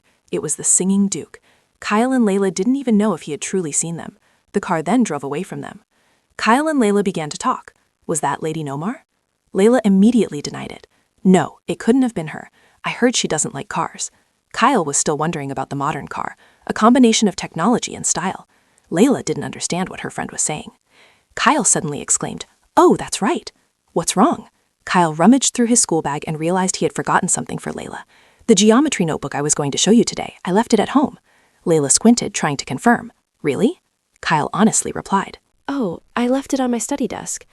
Layla spun around 180 degrees and carefully instructed, "Then I'll go home and wait first. Remember to come on time for dinner and definitely bring it for me." Kyle called after her. Hey, are you waiting for me or the notebook? Layla replied coldly. The notebook is a given. The truth hurt, making Kyle truly sad. Anyway, I'll go home really quickly and then come over. Layla called back. You can take your time. Dinner takes time to cook anyway. Kyle sighed. I know. See you later. Layla watched her best friend's retreating figure, and a smile naturally bloomed on her face. She continued cycling, lost in thought. What should I do tonight? Layla rode leisurely down the sun-drenched road, a sense of calm before the storm. Gerhard looked at the dazzling sunlight through the window. After a moment's thought, he decided to call out, Hessen. The man turned around. Yes, Your Grace. Gerhard suggested stopping the car, which startled Hessen, who feared he had misheard and had to ask again. You mean right here? Gerhard looked at the old man and replied firmly, That's right, I'll walk a bit. The car screeched to a halt. After letting the Duke out of the car, Hessen continued, Then I'll wait nearby. Marcius refused. No need, I'll walk. The Duke's strange attitude made Hessen break out in the cold sweat. What's going on? He returned a week earlier than expected, which already caused a lot of trouble for the servants at the mansion. Now he suddenly wants to walk alone. Hessen was about to say something more, but the Duke cut him off. No, I'll see you at the mansion later. Since his master had spoken, Hessen didn't know what else to do. Yes, I understand, Duke. Under the dazzling sunlight filtering through the shady trees, Marcius took off his hat and strolled leisurely down the road. He closed his eyes, enjoying the fresh air he hadn't experienced in a long time. Suddenly, a memory flooded Marcius's mind. His mother had suggested to him, Marcius, will you get engaged this summer? Marcius agreed immediately. Now was the time to marry and produce an heir. She offered to help him find a suitable young lady from a good family. I believe Lady Claudine is the most suitable person to be the next Duchess. Marcius accepted her proposal, as Claudine von Brandt was indeed a young lady of suitable lineage and circumstances. Seeing her son had agreed to the arrangement, Gerhard's mother was extremely pleased. Then I will arrange for Lady Brandt to sit next to you at the welcome-back ceremony in Arvis. Gerhard did not refuse, accepting wholeheartedly. That's just how life was. Even without desire or longing, everything was perfectly prepared. This perfect life was so obvious it felt boring. A perfect person in this life, from a perfect student to a perfect officer. Now I would marry a perfect woman and become a perfect father as Duke Gerhard, helping the family prosper sustainably, just as my grandfather and father had done. Just then, a figure on a bicycle approached. Layla was leisurely riding her bicycle, her face beaming with joy. She glided past the Duke like a gust of wind. Layla felt the person was somewhat familiar, so she turned her head to look. The figure before her shocked her profoundly. Duke Gerhard. Her handlebars immediately wobbled. Layla shrieked and tumbled to the ground. The bicycle, following its momentum, also lay sprawled on the ground, fortunately not falling on her. Layla and her belongings were scattered everywhere. Gerhard looked at the girl in front of him, suddenly feeling as if he had met her somewhere before. Her characteristic golden hair reminded him of the child the gardener had once asked to stay, little Layla Relowin, who had wandered all day in the forest to bury dead birds. Still alive in this territory? Layla looked up at Gerhard. His eyes were also focused on her. Layla sprang to her feet, respectfully apologizing to the Duke. Layla's gaze fell upon something on the ground. Only then did she realize that all her books and papers had been scattered everywhere. Layla sat down and picked them up one by one. Her every move was observed by Gerhard. After a moment of hesitation, he decided to speak. Are you Layla Relowin? Hearing her name, Layla froze, but still kept her head down, picking up books. I apologize, Duke. Gerhard was somewhat angry. Just as Layla reached for the last remaining ballpoint pen, Gerhard coldly stepped on it. Layla froze. She trembled as she tried to pull the pen towards herself, but it was useless. Gerhard coldly commanded, Layla Relowin, I'm calling you. Layla clenched her hands, boldly replying, Yes, Your Grace, please speak, I'm listening. Gerhard's eyes immediately softened. He looked at Layla for a few seconds, then withdrew his foot so she could retrieve the object beneath it. Gerhard said nothing, quickly brushing past Layla, which slightly shocked her. Why didn't he say anything? The hand holding the pen trembled. Layla spun around to look at Gerhard's retreating back, thinking irritably to herself, Then why did he do that? Do people know that the praised perfect Duke has such behavior? Gerhard put his officer's hat back on and calmly walked forward. After gathering her belongings, Layla also quietly led her bicycle behind him. The wheels rolled on the road. Her aching legs from the jarring fall just now were still trembling with every step. However, the anxiety in Layla's heart overshadowed everything. Observing his leisurely pace, Layla guessed that he intended to walk from here to the mansion. She thought to herself, with such long legs, he would surely walk faster. Layla also couldn't be disrespectful and overtake him. The sunlight still filtered through the tree canopies. Suddenly, Gerhard. Layla quickly stopped as well. She suddenly looked towards Gerhard. He stared steadily at Layla with a judging gaze. As time passed, the child had grown, no longer a little girl, but a woman, Layla Rewellen. Roses were the national flower and the pride of Berg Manor, blooming vibrantly in full color. Every summer, the Duke would return to his domain, making the servants busier than ever. Each time he returned, the manor always welcomed many guests who came to attend various parties or lessons, their hard work a testament to the master's prestige. Count Brandt was the second most prestigious noble in Bach, second only to the Herhard family. They were among the esteemed guests who required special reception. When they arrived, Duke Herhard had already come out to the gate to greet them. "Please come in." Count Brandt politely shook his hand. "It's been a long time, Duke Herhard and Duchess." Officially, the Brandt family was invited to the manor to celebrate the arrival of summer, but the Count's only daughter, Claudine, was the true reason for their visit to Arvis. That was something everyone knew. Duke Herhard also looked up to greet her arrival. Claudine gently stepped out of the carriage. She smiled at the person assisting her. "Hello, Duke Herhard."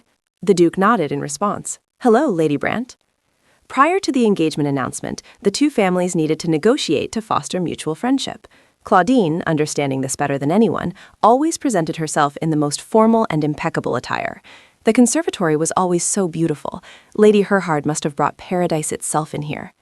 Lady Herhard was naturally very pleased with her future daughter-in-law. She said, "I have cared for it meticulously for a long time. I very much hope to pass it on to someone who understands its value." Her enthusiasm made the Brandt family feel valued. After a while of conversation, Lady Herhard wanted the young couple to spend more time alone together. She said, "Martius, please take Lady Claudine to tour the Arvis garden. We still have matters to discuss here." The Brandt family also concurred with the lady. Therefore, Martius quickly stood up, walked over to Lady Claudine, and offered his hand. "Let's go, my lady." Claudine gracefully placed her hand in Martius's. Suddenly, another small hand came to his mind, but no expression showed on his face. Claudine replied, "Yes, Your Grace." The girl she once was had now become a perfect lady. Martius escorted Claudine with the same solemnity as their first meeting. There was nothing new about it. Whether intimate or distant, they had known each other for a long time and understood each other well. For the handsome Duke Martius and Lady Claudine of House Brandt were aristocrats through and through. Their choice of each other in this political marriage was the biggest and clearest reason. As they strolled through the Arvis garden, small birds constantly landed near Claudine, making her exclaim, "The birds here are truly beautiful. I'm surprised they follow people so readily. I wonder if there's a secret to it." Martius nodded, instructing the gardener to explain. "They are canaries, my lady." Claudine gently stroked the small bird in her hand. "Birds' wings, don't they feel pain?" The gardener shook his head and replied, "No, because I only trim their feathers."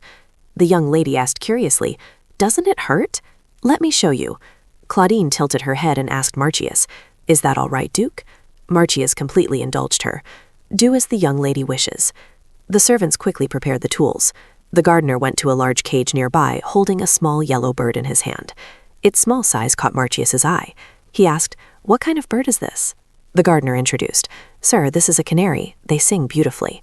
The small bird was secured, its eyes covered with a cloth. The gardener spread one of its wings with one hand, holding scissors in the other. Despite its limited contact with humans, its wariness remained very high. If we trim both its wings, making it unable to fly far or escape, they will become more docile. Claudine asked curiously, "Does it really have to be trimmed?" As always, the gardener decisively snipped the scissors. Birds that can fly freely are difficult for humans to tame. Such feather trimming also helps prevent them from getting lost or flying to dangerous places. They won't get hurt, so this is also good for them. Very quickly, the bird's feather trimming was complete. From the gardener's hand, it angrily flapped its wings and struggled, but it hadn't flown far before landing back on the table. The bird flapped its wings again, wanting to fly away, then quickly landed on the ground. The small canary tilted its head, looking at the large shoes in front of it. Martius gently reached out and cupped it in his hands. The small bird immediately chirped loudly and tried to struggle free from his palm. The gardener quickly stepped forward to take the small bird. "Good heavens, sir, it cannot be tamed right away. It needs more time to get accustomed." The gardener held the lively bird up in front of Claudine. "Would you like to tame it, young lady?" But she smiled and declined. "I've seen enough. Thank you for answering my questions." Then she turned to Martius. "Let's go back now, Duke," she said. The Duke paused for a moment, looking at her outstretched hand, then politely took her hand. The image of her small hand holding a pen unexpectedly flashed in his mind. But Martius chose to disregard it and turned his back, walking with Claudine. Midway, he suddenly ordered the gardener, "Bring it to my bedroom." The gardener looked at Martius, not quite understanding, and asked, Pardon, sir? The Duke replied with a calm expression. The bird, my canary. He was referring to the small bird still in the gardener's hands. On a beautiful sunny day, there was a little girl who shone no less brightly than the sun today.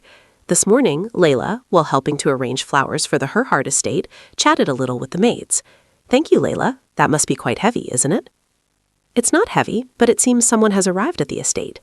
The maid nodded. The Brandt family will be arriving soon. Layla let out an ah and thought to herself, so Lady Claudine is also coming this year. That's right, since the Duke has returned to the estate. The maid leaned in and whispered into Layla's ear, Hey, did you know? The Duke and Lady Brandt are going to get engaged. Layla repeated, utterly surprised. Engaged? The maid then clarified, That's right. Before, she used to wonder who the perfect bride for our Duke would be. Finally, the Countess's visits bore fruit. After that conversation, Layla, as usual, returned to her berry orchard. When the Duke returned, the forest remained quiet, perhaps because he was busy with his engagement. So today had to end. Before the Duke took over the forest, Layla quickly picked the red berries from the bushes. Before Lady Claudine called for her more frequently, she poured all the berries into the large satchel she carried. On the same day, the Duke's carriage also arrived at Aachen. The butler came out to the carriage to greet him, saying, I have prepared everything necessary at your villa. This afternoon we have a meeting with the directors, so the carriage will pick you up around noon. Duke Marcius slowly stepped out of the carriage and nodded, indicating he had heard clearly. This was a place with a panoramic view of the Schulter River and Avajor Forest. Marcius loved unique styles, so he had renovated the boathouse into his private villa, as he and his mother rarely walked to the riverbank. The Duke's long, slender legs stepped. He slowly took off his heavy vest. This villa was his own world. When he had no schedule, he often stayed here, idly gazing at the forest and river scenery or reading books. Sometimes he even took a nap here. The villa was a place where he could comfortably do anything. Today was no different. After resting and reading on the sofa, Marcius put down his book and went to change. What he liked most at such times was to bathe in the river. Marcius placed his bathrobe on the chair, then seriously warmed up his entire body. Then he took a running start and plunged into the water, sparkling in the sun. The moment he immersed himself in the river, he felt the sky amidst the lush green trees, the rustling of leaves in the wind, and the chirping of birds. The noisy engagement talk that people had been mentioning for the past few days gradually faded away amidst the tranquil river. The marriage alliance negotiations between the Herhard and Brandt families proceeded smoothly as expected. The engagement period was 1 year. This summer, their engagement would be officially announced. Now he had sufficient status to become Duke Herhard without needing to hold the officer position for too long.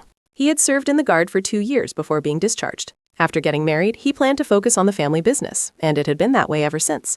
His life flowed smoothly like a calm river, everything going exactly as he wished. But who knew that an unexpected turn of events would occur? That day, Layla was also sitting on an apple tree by the river, reading a newspaper. She was stunned to see Duke Marcius and dropped the newspaper in her hand. Coincidentally, they met again under such unexpected circumstances. It was that very newspaper that had stunned her, and it was also at that moment that the Duke noticed her. Right by the river, there was a young woman sitting high up in a tree, staring at him. Layla even thought she was mistaken, so she rubbed her eyes multiple times. When she opened her eyes again, the person bathing naked was still there. What was that? It was a man. But a naked man? Could it be Duke Marcius? Layla was startled. Oh my goodness, it really is the Duke. What on earth is he doing out there? Marcius ran a hand through his damp hair, pushing it back from his face. His allure was such that even though Layla covered her eyes, she couldn't help but peek through a gap between her fingers. No, don't look anymore. Close your eyes. She hadn't expected the Duke to turn and swim towards her. Layla blushed in surprise, then became panicked. Just keep swimming. Why is he swimming this way? No, he mustn't come here. Oh, for goodness sake, don't come here. Layla was so terrified she nearly screamed. She quickly climbed down from the branch she was sitting on, then ran away without daring to look back. Midway, she ran into Kyle, who was looking for her. Kyle smiled and called out to her. Perfect timing. I was just about to look for you. Uncle said you were... Before he could finish his sentence, Layla crashed into his chest. Kyle caught her. Layla, are you all right? What happened that made you run so frantically? She was panting heavily, stammering, unable to speak. Kyle also became anxious because of her. What's wrong? Did something happen in the forest? What, did you encounter a wild animal in the forest? Amidst Kyle's questioning, she recalled the Duke's image, so fresh in her mind. Layla was so embarrassed she felt like fainting. No, but I'd rather have encountered a wild animal. Kyle anxiously shook Layla. Hey, snap out of it, Layla. What's wrong with you? It wasn't a gorilla you saw. Layla thought to herself, no, it was even scarier than that. Kyle tilted his head and looked at her again. But you said you were going berry picking. It was then that she suddenly remembered the fruits of her labor since morning. "Oh, my wild berries!" Kyle asked again, not knowing why she was acting that way. "If that's the case, shall I go with you to bring them back?" But at his offer, Layla frantically refused. "No, I don't want to." With that, she immediately left without any explanation. At the base of the tree, 2 baskets full of wild berries and newspaper remained untouched. It was clear how hastily their owner had left. Duke Marcius also ambled over. One hand in his pocket, he surveyed the things the girl had just left behind. Marcius sat down to examine them. Wild berries, huh? Was she planning to strip all the wild berries from this mountain? With that, he looked up at the high branch. This was where he had seen Layla. Old memories came flooding back. When he was little, he had often come here to call Layla down. It was the little girl, Layla Rewellen. Martius's expression softened. He chuckled, wondering if she still enjoyed climbing trees and being mischievous like that. A few days later, Layla went into the city. She came to get a pair of glasses, and the shop owner handed her a pair of round frames to try on. "Can you see clearly with these, dear?" Layla's blue eyes blinked behind the yellow frames. "It feels like a whole new world has opened up." The shop owner nodded in agreement. "That's understandable. Your eyesight is very poor, so you must have been quite inconvenienced all this time." Layla was extremely satisfied with the glasses. Aside from it being a bit inconvenient when reading, it's perfectly fine otherwise. The shop owner pointed to the eye chart for a final check. "Now, try reading this small line of text. Can you read it?" Layla happily replied. Perfectly clear. These glasses were very important to her. "Finally, I've managed to get these glasses through my own efforts. Thank you, everyone. The Arvis wild strawberries. All this time, I didn't mind the heat and stirred wild strawberry jam to earn money." Her glasses now ready, Layla waved to the shop owner and left. "Goodbye." The shop owner warmly bid her farewell. "Come again next time." Yet after such a beautiful sunny day, why do those ugly memories keep coming back to me? What a shame. I just got my glasses today. The Duke, too. Even if it was his territory back then, how could he swim naked in broad daylight? What if someone happened to see him? In any case, I shouldn't loiter near the riverbank until the Duke is gone. Well, it's a shame I can't visit my favorite spot. I absolutely cannot encounter him again. Just then, someone called Layla's name. She stopped, recognizing the familiar voice. Could it be Lady Claudine? Layla turned her head to look. What met her eyes first was none other than Duke Marcius himself, the very person she dreaded encountering. Layla instinctively flinched in fear. Her cheeks slowly flushed red. Just then, Claudine gently emerged from behind him. "Long time no see, Layla." Layla immediately bowed her head low. "Greetings, Your Grace and Lady." She secretly marveled to herself. It hadn't been long since they last met, yet he had already become a lady. Claudine spoke up to greet her. "With those glasses, I almost didn't recognize you. Are you doing well?" Layla replied, "Yes, I am well, my lady." The lady kindly invited Layla. "We are on our way to that hotel over there for tea. Why don't you come along, Layla? It's been a long time since we last met, so please join us for a cup of tea." The unexpected invitation surprised Layla. "Me?" Claudine didn't forget to ask Marcius for his opinion. "Is that all right, Duke?" He also nodded in agreement. So Claudine took charge and led the way. "Follow me." Layla couldn't refuse and followed. "Yes, my lady." Layla thought to herself, "It'll probably only be for a little while. I have an appointment to meet Kyle in the city. Luckily, there's still time. Why on earth would the lady want me to come along? Even though I have nothing to say. Even though I don't understand, I'm not curious about the reason either. Although we are in the same space, my presence feels as if it makes no difference, just like when I was 12 years old. Today, I just need to accept it as it is." After all, Layla finally looked at the person in front of her. Thanks to her glasses, she could see the Duke sitting opposite her more clearly. From a young age, whenever she looked into the Duke's glass-like blue eyes, she had innocently thought they were as clear as a piece of music. But now she felt very awkward. Layla was completely ill at ease. She had just resolved to avoid him, yet here they were, sitting opposite each other. But why was she the only one who felt awkward? Didn't the Duke feel ashamed about what happened that day? Normally, being caught like that by someone else would be embarrassing, right? Thinking back, she seemed to recall hearing that to nobles, commoners were no different from objects. If that were true, it made perfect sense. Who would be ashamed to be naked in front of an object? And no object would be ashamed to see someone else naked. So now she would just be an object, an inanimate thing. Claudine continued to talk to her. "Layla, how is school? Are you enjoying it?" Layla bowed her head and replied, "Yes, young lady." The young lady then asked what she planned to do after graduation. Layla didn't hide anything and shared, "I'm taking classes to get certified." Claudine was surprised to hear her plan. "Teaching? A teacher? That's a wonderful idea. It seems to suit you well. Isn't that right, Duke?" Layla looked at Martius. He politely nodded in confirmation. It seems something in Layla's heart sank, and Claudine's voice continued to ring out. "For this party, I think it should be like this. What do you think about inviting young ladies from various noble families? Amidst the conversation of the young couple, Layla silently clutched her hands placed on her lap, with no room for her to interject. After a while, Layla stood up. "Excuse me, Duke and Lady, may I ask to leave first? I have an appointment with a friend shortly." Claudine looked at her gently. "Is that so? Then you may go ahead. I was very happy to see you today, Layla." Layla bowed respectfully and replied, "Then I will take my leave. I wish you both a pleasant time." Having said that, she quickly turned and left. Martius merely glanced at her retreating back for a moment. Then his gaze fell back to Layla's teacup, still full on the table. The friend Layla was meeting for lunch was Kyle. He laughed loudly when he saw her new glasses. "Congratulations on reaching your goal, Ruellen." Layla pushed up her glasses. "Stop teasing me. Why have you been looking at me and smiling all this time? Do I look weird with glasses? I'm not quite used to them yet." Kyle playfully lifted the glasses on Layla's nose. "Do you know, if you wear glasses, your eyes will look as big as a mouse's." Layla, provoked to anger by his teasing, grabbed his collar. Kyle laughed while begging for mercy. "Hey, don't do that. I get it. When you're like this, you're just like Uncle Bill." "Come on, let's eat quickly. I'm starving after playing tennis." Kyle handed Layla a bottle of water. "Drink this with your meal." At the same time, Duke Marthius's carriage slowly stopped by the roadside. Claudine's voice was heard asking if there was a traffic jam, and the coachman reported, "Yes, young lady, it seems there's a carriage blocking the way ahead." Beside her, Duke Marthius was intently looking out the window. He inadvertently spotted a familiar figure. So, she's meeting that boy. Across the street, Layla and Kyle were joking around while having lunch. This kid was Kyle Ettman, the son of the chief physician. Martius looked at Kyle for a moment longer. Earlier at the cafe, Layla hadn't touched her teacup at all. She just sat still, her hands on her knees, then quietly left. Her expression was restless and uncomfortable, as if she wanted to escape. A few rays of sunlight pierced through the trees lining the street, shining through the car window, making the Duke's eyes light up. In his mind, the image of Layla as a child reappeared. When he was still in the military, Layla had never acted like that, never run away from him to go to that kid. The image of Kyle smiling next to Layla pierced Martius's mind. Was it because she wanted to go to that kid that she left him? Layla's smile when she was with that kid was also very bright, just to be with that boy. In the following days, Layla's presence was noticed by Mrs. Brandt, and she seemed rather displeased. Could that be the child? Is the orphan child adopted by the gardener still living here? Holding her embroidery frame, Claudine replied, "Yes, Mother, that's her. She's beautiful, isn't she, Mother? She gets more beautiful as she grows." The lady frowned, looking at her daughter. "Haven't you noticed?" Miss Claudine smiled. "Of course not. I know she's very beautiful. It's been a while since I last saw her, but Layla is even more beautiful than I imagined. She has a petite figure and delicate features, characteristic of Levita women, mysterious blue eyes and fair skin.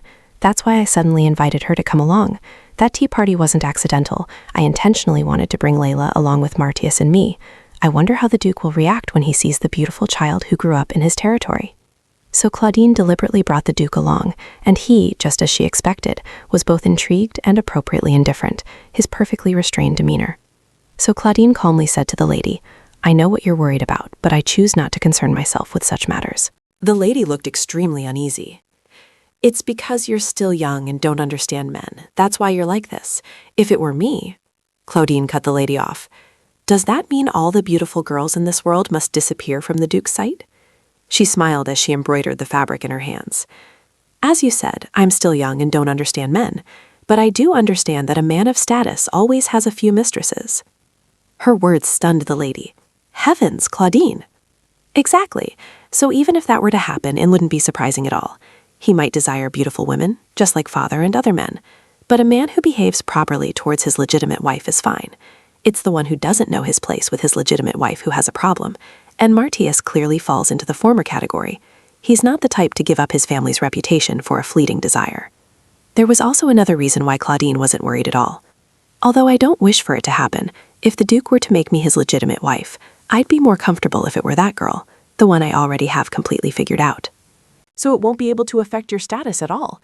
Her daughter's words left Madame stunned, almost making her fall backward. "Heavens, Claudine, what are you saying? You really are..." In Claudine's eyes, she was a weak mother who had struggled many times to give birth to her. Madame didn't hear a single word her daughter said.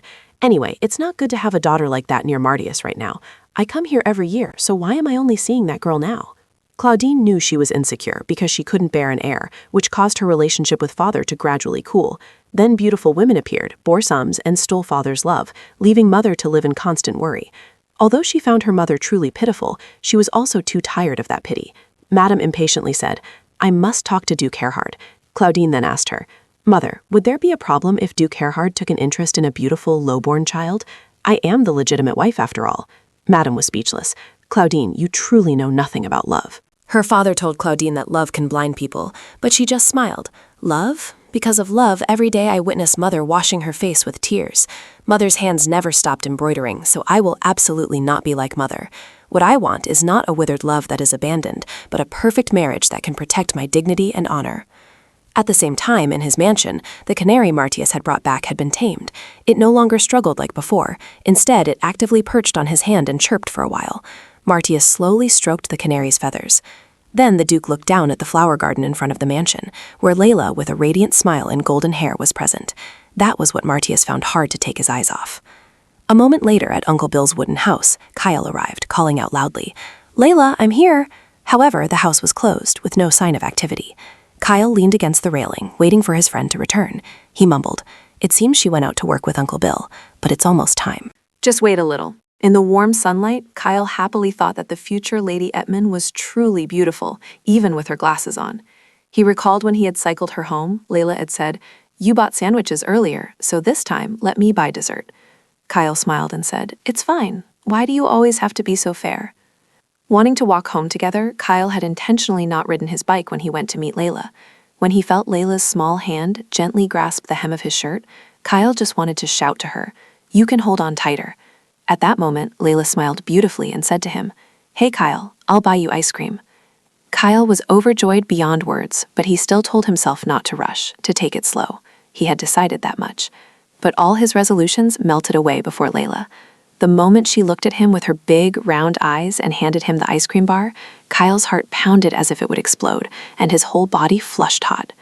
Occasionally, Kyle even had dreams that made him feel guilty. More than anything, what bothered Kyle the most was his fear and insecurity. Even though they sat next to each other and Layla chatted with him about trivial things, like how beautiful the clouds were today, Kyle still feared that one day someone would suddenly appear and take Layla away. If that were to happen, he'd rather just confess his feelings, defying everything. Just then, Layla returned and called his name. Kyle happily turned around, only to see a girl wearing a hat full of flowers waving and calling out, "Kyle!" Immediately, Kyle couldn't help but burst out laughing. "Hey, what's with that tacky hat?" Uncle Bill and Layla were both displeased with his reaction, but Kyle, like a fool, didn't notice the annoyed expressions on their faces. Kyle continued to ask Uncle Bill, "Hello, Uncle, why is there suddenly a giant flower vase here?" Layla was furious, turning to Kyle.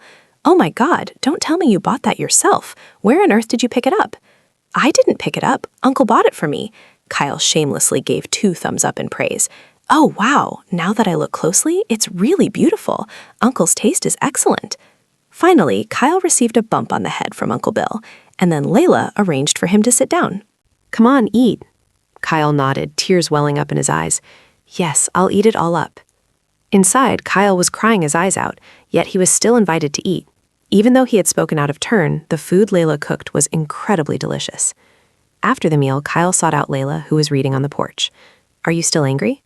Layla didn't even look at Kyle, replying coldly, "Yes."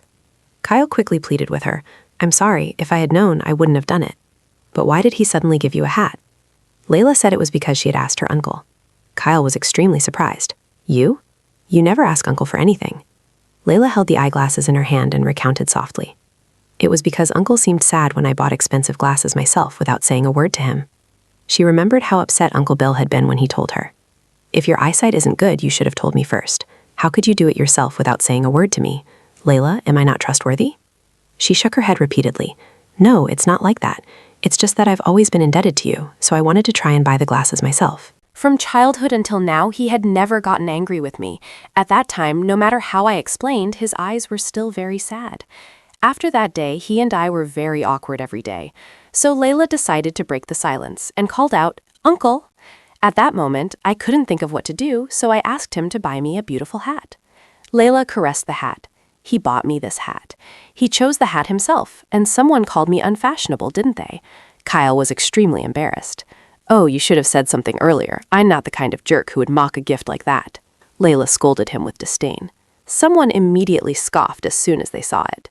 Layla continued. He said that to him, nothing is as beautiful as flowers, so the one with the most flowers is the most beautiful. A cold uncle went into a women's clothing store by himself and bought me this hat.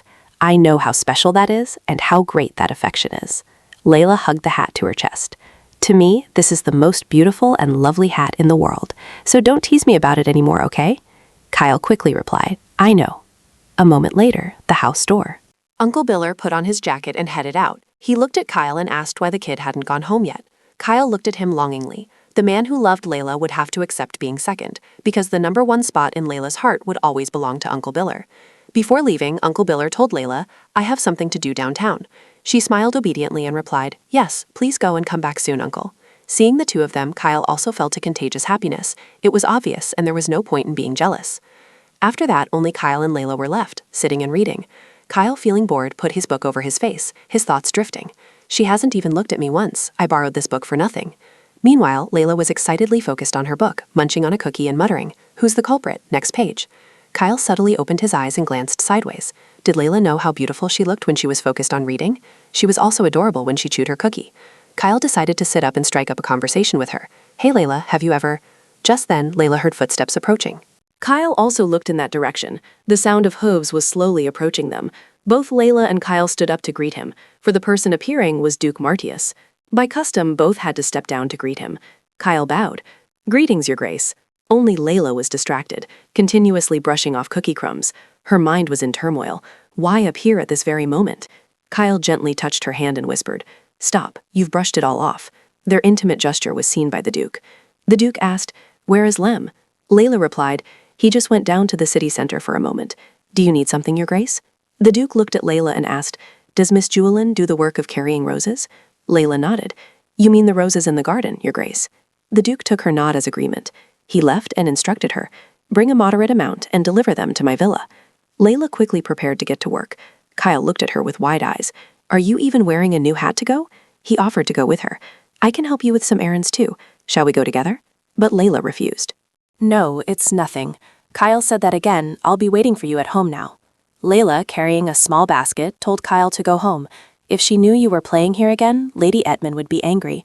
Don't get scolded because of me. Go home and study. This time he couldn't say anything more. Kyle watched Layla leave and wondered how strange it was that he had to come here directly that day just for a small errand like delivering roses. No, it was probably just a convenient stop along the way, nothing strange about it. But why do I suddenly feel uneasy? Thinking this, he reassured himself. Oh no, it couldn't be. Why would it be Duke Herhard and not someone else? Why should I worry about a nobleman who's about to get married? He watched Layla wave goodbye to him, his heart stirring again. It seemed he had been too sensitive lately. Why did he keep feeling so uneasy? Kyle murmured Layla's name. At this moment, at Martius's mansion, Layla placed the basket of roses on the table. Duke, I have brought the roses as you instructed. However, Martius coldly said, Bring something else. Layla thought she had misheard. Excuse me? Martius fiddled. Without bothering to look up, said, Don't choose vibrant colors. Do it again. He repeated, Don't choose vibrant colors. Do it again. Martius was being fussy now, disliking the flowers she had just brought in. Or was it just an excuse to prolong Layla's time by his side? Layla lowered her head, accepting the request. Yes, I understand, Your Grace. Stepping outside, the dazzling sunlight coupled with the frustration in her heart made Layla seethe. She tied her hair back. No vibrant colors? But he said moderate was fine. Just as she was angry, there was something on the ground for her to vent her frustration on. Layla kicked the stone with a straight leg, sending it flying far away. Why didn't you just say what colors you wanted from the start? Layla looked back at the magnificent villa. Although she didn't know the exact layout of the mansion, she knew that this riverside villa was the Duke's private space, a place rarely visited by guests or strangers. In such a personal space, he had someone bring flowers. Surely for his fiancée, Lady Claudine. Layla guessed his intention. Layla had chosen bright-colored roses, suitable for Lady Brant's taste, but the outcome was this. The correct conclusion was that everyone's assessment of the Duke was wrong, completely wrong. How could someone who bothered others under the scorching summer sun be a good person? She didn't know what others thought, but as for her, she truly hated the Duke. Despite her bitter hatred, Layla's hands were still incredibly nimble as she picked the flowers. Where would the story between these two lead? After selecting the flowers according to Martius's requirements, Layla struggled internally with how she would face the Duke. All just look him straight in the eye. Just then, the two men who had been discussing matters with Martius in the room came out. Seeing the young girl, one of them spoke up. Layla, you've worked hard. She politely greeted them back. Hello, sir. Where are you all going? The other person immediately replied. We're returning to the mansion. Keep up the good work." This was a private villa. Now that the other two had left, it meant that only the Duke and Layla remained in the villa. Her heart inexplicably pounded. Even though there were no romantic feelings yet, a single man and a single woman being alone together was a bit awkward. As Layla entered Martius's room, she saw him resting with his eyes closed. Under the sunlight streaming through the window, every feature of his handsome face became even more distinct. Layla observed him slowly. Was he asleep? He looked tired. She wondered if it was because she always saw him impeccably dressed that he now looked like a stranger. So what should I do now? Should I wait here, or just leave it and go? Just then, as if reading Layla's thoughts, Martius opened his eyes and looked at her.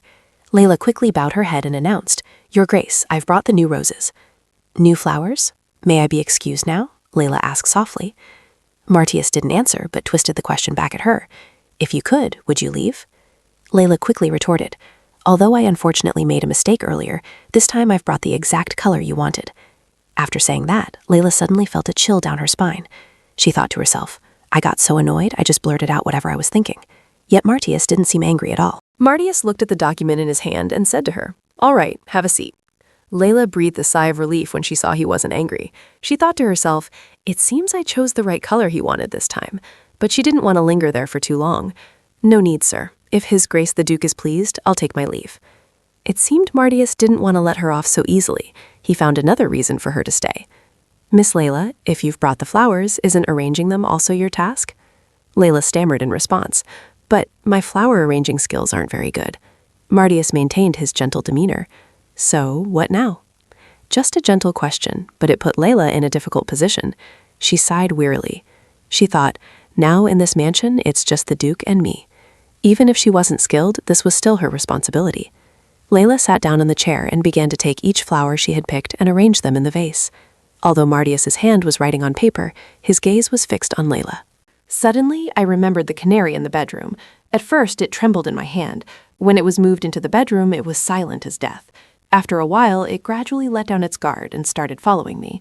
No matter how difficult it was to tame, now it can perch on my hand and rub against me, our eyes meeting before it sings beautifully. It's as if it's chirping a love story. What about Layla Rowellin? As Layla looked up, she met Marsh's gaze, which was fixed on her. This awkwardness prompted Layla to act quickly. She grabbed the vase on the table. "Oh dear, is there no water in the vase?" Then she hugged the vase and hurried out. After a while, the roses were arranged in the vase. Layla felt as if she had just escaped a predicament.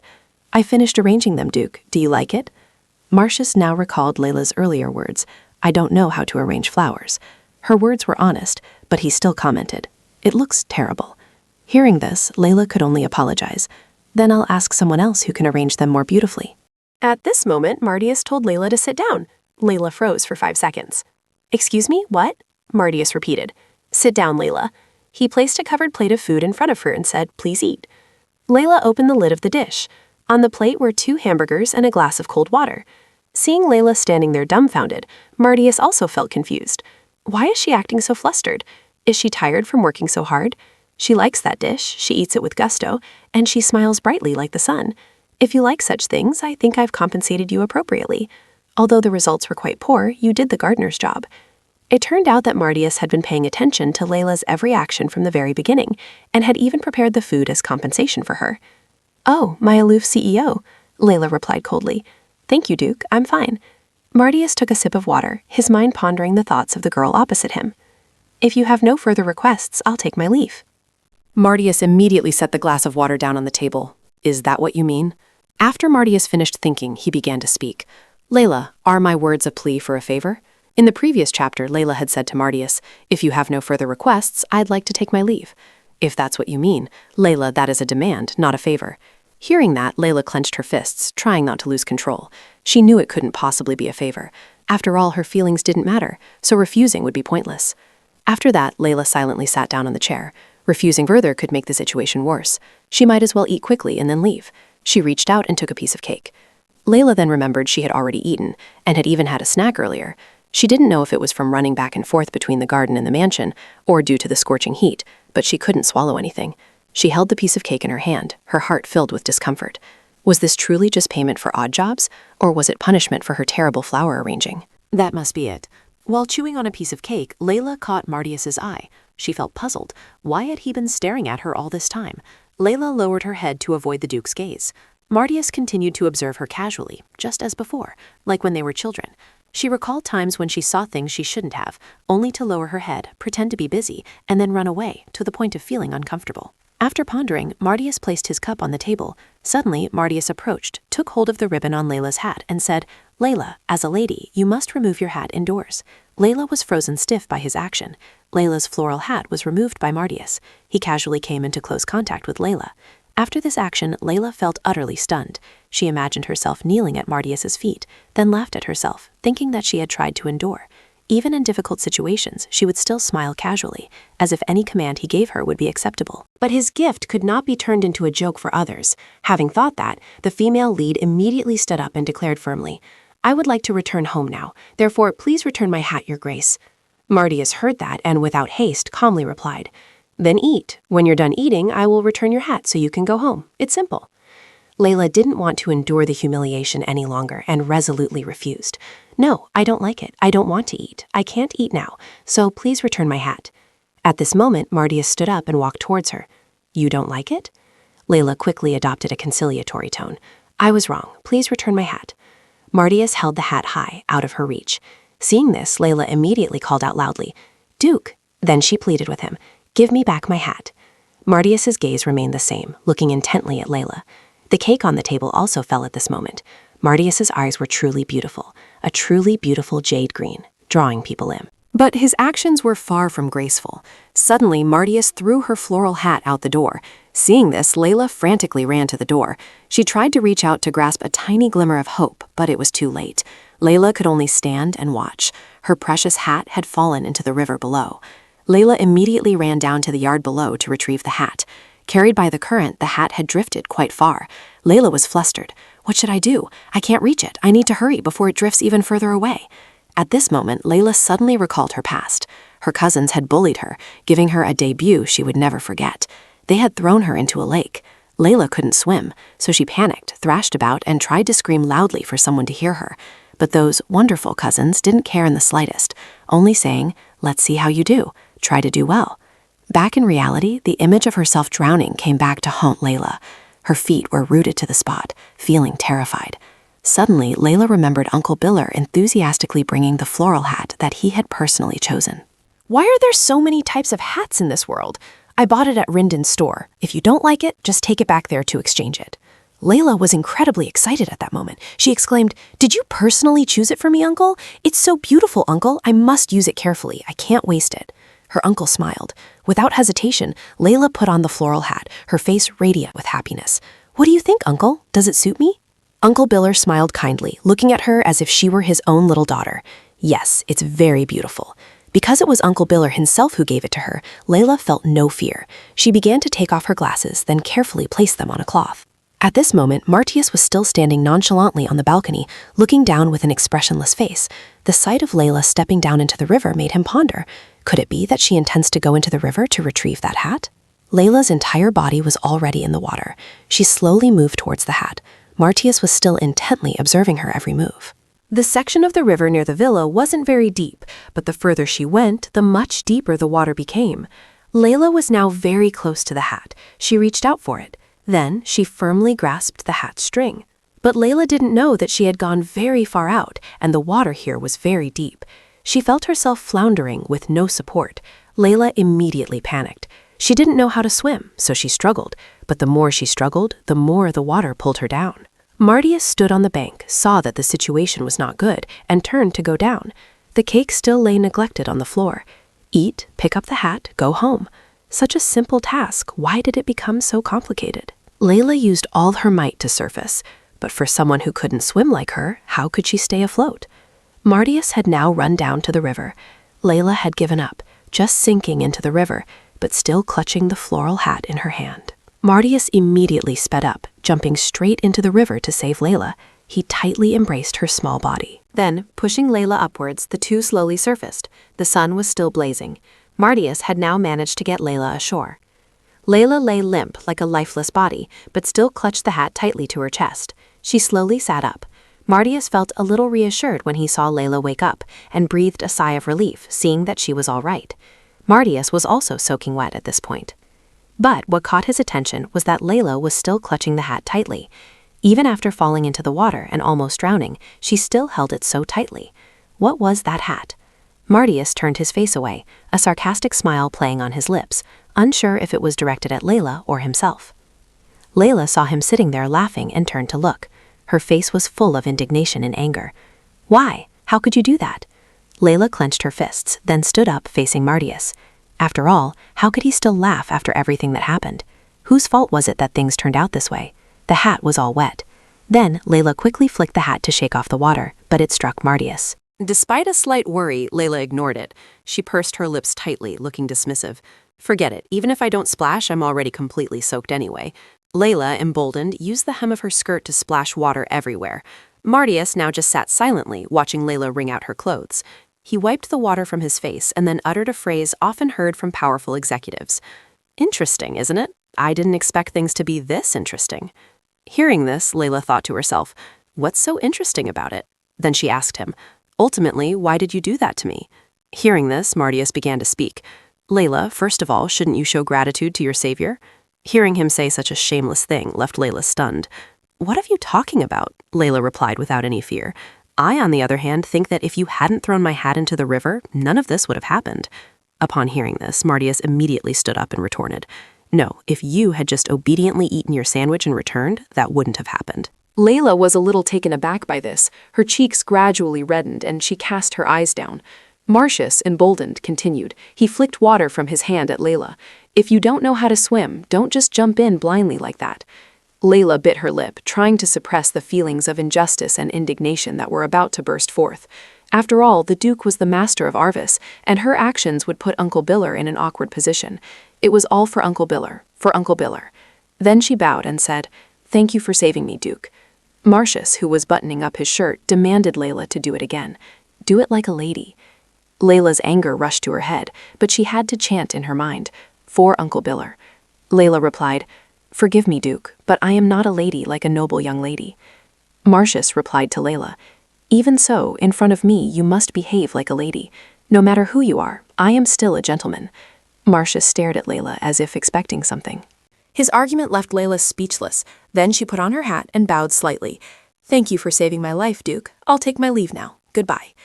Having said that, without waiting for permission, she hurried past Martius. Her steps were firm. Today, she wouldn't collapse. She wouldn't become that man's joke again. Absolutely no crying. She mustn't cry for such a person. Please. Layla tried not to let the tears welling up spill onto her face. Layla walked out of sight of the river Blue Eyes and ran home, just like the day she found the gold coin and ran away. Now even the shadow of her hat couldn't hide her reddened eyes. She hated it. Layla ran even faster. She had seen it before. He was strolling on the forest path with Lady Claudine, the image of a courteous gentleman escorting a beautiful lady, just like in an old court fairy tale. Layla unconsciously watched their figures. At the end of the path, unfortunately, the wind blew off the lady's hat. He slowly approached the edge of the road, picked up the hat, and returned it to Miss Claudine, a beautiful, graceful gesture. Yet today he insulted Layla with similar beautiful gestures, his face calm as if nothing had happened. Dazzling sunlight streamed through the trees. Layla couldn't overcome her emotions. She buried her face in the tree trunk and wept over her own mortification. Her eyes were red and swollen. Martius still maintained a calm expression as if nothing had happened. In front of Layla, he became cruel. The situation was already unchangeable. Layla used the river water to wash her tear-stained face. She leaned against a nearby tree trunk to rest. This day had dragged on so persistently. A moment later, Layla continued her journey. No longer feeling mortified, she now felt angry. What kind of savior is this? Is this how a lady behaves? Layla vented her anger on a small stone on the road. Her indignation towards the Duke immediately surged, so she kicked the roadside pebble with all her might. As she watched the innocent pebbles fly, Layla frowned through her blurry vision. It was then that she realized her fatal mistake. Layla stood frozen. Oh, my glasses. The distance home suddenly seemed further. At Martius's mansion, in the grand room, clear music echoed. Martius sat in a corner meticulously examining Layla's glasses. Looking at the glasses reminded him of the girl who always looked at him with a scowl. Her gaze was often weary and ordinary, but her sparkling eyes were particularly captivating. Martius reached for a cigarette, brought it to his mouth, and lit it. He slowly stepped out onto the balcony, Layla's glasses in his hand. The glasses were tossed playfully by Marcius, held snugly in his palm. Marcius suddenly remembered meeting Layla for the first time, when the girl said she would stay in Arvis for a while. Then the glasses were tossed up again, but that girl had unconsciously grown into a woman. In his domain, Marcius suddenly thought of the moment she stood there the day before. The girl with wondrous, sparkling green eyes used them to look at him. There was a fresh and sweet scent. Layla was like a rose blooming throughout the summer. Marcius thought so. Marcius casually held Layla's glasses in his hand. He pondered over these thoughts. Those memories made him let out a long sigh. He mumbled Layla's name. He whispered the name like the summer heat. He kept calling her name, the name chafing at the tip of his tongue, irritating him. After toying with it several times as if playing, Marcius put the glasses into the drawer. Then the thought of the green eyes behind the glasses also vanished. Marcius had bathed for quite a while. He quickly changed and adjusted his attire. Outside, the sky was dimming. It was time for Marcius to leave the villa for the party, returning to the perfect appearance of the Duke known for his singing, as was his custom. He leisurely walked to where the car was waiting. As soon as Marcius sat in, the car began to depart. It was a dinner in the peaceful summer night. At Uncle Biller's house, it was probably taken by the crows. He said to Layla, "Those birds are always crazy about shiny things. Do you remember your hair clip?" Layla chuckled softly and said, "Of course, how could I forget?"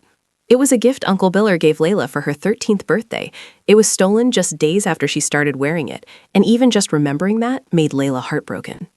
Uncle Bill also remembered that since that day, she had searched all the crow's nests in the forest, but ultimately couldn't find it. Layla pouted and said, "If that happens again, no matter how much I like birds, I'll hate crows." Uncle Bill comforted her. "Don't worry too much. If necessary, you can buy new glasses. If you can't find them, you must tell me. Remember, Layla, don't keep it to yourself." She nodded in agreement. The truth was, Layla didn't dare tell Uncle Biller that she had angrily thrown her hat into the river, so she couldn't say she had left her glasses at the pier. That would only make him uncomfortable. Layla thought her glasses must still be there. Tomorrow morning, she planned to quietly. The next morning, Layla arrived at the mansion, but she searched everywhere and still couldn't find her glasses. She clearly remembered leaving them on a handkerchief. Suddenly, she noticed the handkerchief lying alone in a corner. The handkerchief had been moved, meaning the glasses placed on it were also gone. Could it be the Duke? Layla couldn't believe it, as she thought the Duke had no reason to take them. Just then, a crow was perched on a branch. Layla suspected it was the culprit. She yelled, "Where did you put them? You really took them, didn't you?" Layla was helpless, not knowing how to find her glasses. The suspects could only be one of two, the crow or the Duke. A pigeon flew to Kyle's room window. Kyle looked out from his room and greeted it. This was Layla's messenger, a pigeon named Peebee, with 2 years of experience in the trade, notably unafraid of people and a big eater. After receiving the letter, Kyle thanked it, but Peebee seemed displeased, as if a verbal thank you wasn't enough. Understanding, Kyle immediately got food for Peebee as payment. Kyle held the letter and wondered. They had an appointment at the library later, yet Layla sent a letter now. Was she going to be late? In the letter, Layla wrote, "Kyle, I lost my glasses. Today I have to go look for them, so I can't keep my promise to go to the library with you. I'm very sorry." Kyle stood up in surprise. Layla had worked so hard for so long to buy those glasses. How could she have lost them? Without thinking much, he quickly grabbed his jacket and left. Kyle's mother asked, puzzled, "It's time for your studies. Where are you going?" Kyle had to lie to get by. He said, "I'm going to the library to study and then I'll come home, Mom." But his mother guessed, "You're not going to Layla's house again, are you?" Without saying much, Kyle stepped out the door and called back, "Layla will be with me and I'll be home early, Mom." His mother was at a loss for words with this son, helpless as he fussed around Layla every day. An important time was approaching, and how long was he going to keep playing with that girl? Kyle quickly went to Layla's place. Hearing the familiar call, Layla looked over curiously. He immediately asked, "How did you lose your glasses? Have you found them yet?" "Still haven't found them." Layla said, "Kyle, did you make an offer, or should I buy you something else? Now let's go downtown together." Layla was silent for a moment, then she asked again, "Kyle, what's wrong?" At this moment, Kyle suddenly remembered that his impatience had made him forget what kind of person Layla was. She thanked him but said it wasn't necessary. Besides, she also intended to continue searching. Kyle had known the meaning of that look in Layla's eyes since they were children. No matter what anyone said, she would not back down. That was the stubborn look of Layla Rowland, who was always determined to achieve what she had set out to do. The next day, Layla began to rummage through the crow's nests. Kyle stood below, holding the ladder for her, and asked, "Is it there?" In response, Layla said, "Not this time either." Above Layla's head, a crow was aggressively flying towards her. Kyle quickly warned her to be careful. In the blink of an eye, a flock of crows flew over and attacked Layla. She had no choice but to give up and climb down. There was nothing here either, so the two of them immediately went to the next spot, showing great determination. Suddenly, Layla asked, "Kyle, shouldn't we be heading home now? Thank you for coming with me, but I can go alone now." Of course, Kyle wanted them to go search together, because no matter how hard he tried to stop her, Layla wouldn't listen, so he had to go along. The sight of Layla with her hair full of crow feathers was quite amusing. From a distance, the Duke's carriage was approaching. The butler saw the two of them and wondered what the children were doing. The coachman smiled and said he had also heard about it. He said it seemed a crow had taken Layla's glasses, so they were probably looking for that crow. The servants' world here spread all sorts of stories. Marcius now wondered, a crow? There's no way she didn't know she had forgotten her glasses at the dock. If that's the case, and she's searching in a crow's nest, Marcius wanted to know if she truly didn't know, or if Layla didn't want to know. Seeing Layla's figure passing by outside, in that moment she also accidentally made eye contact with Marcius. Seeing the person sitting in the carriage, Layla was also slightly surprised. The two of them just passed each other by. Layla's disheveled, messy hair made Marcius chuckle to himself. Layla was bewildered, not understanding why the Duke was looking at her with that kind of gaze. She felt truly unlucky, but then quickly thought she must try to search more thoroughly. Kyle, standing beside her, asked, "What do we do now, Layla?" She replied, "Let's go, to the next crow's nest." Whether it was a crow or a duke, Layla had sifted through two suspects.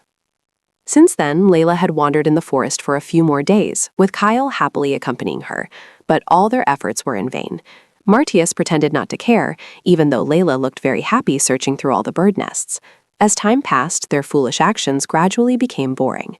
In the following days, Martius put aside his busy schedule to go to his private villa.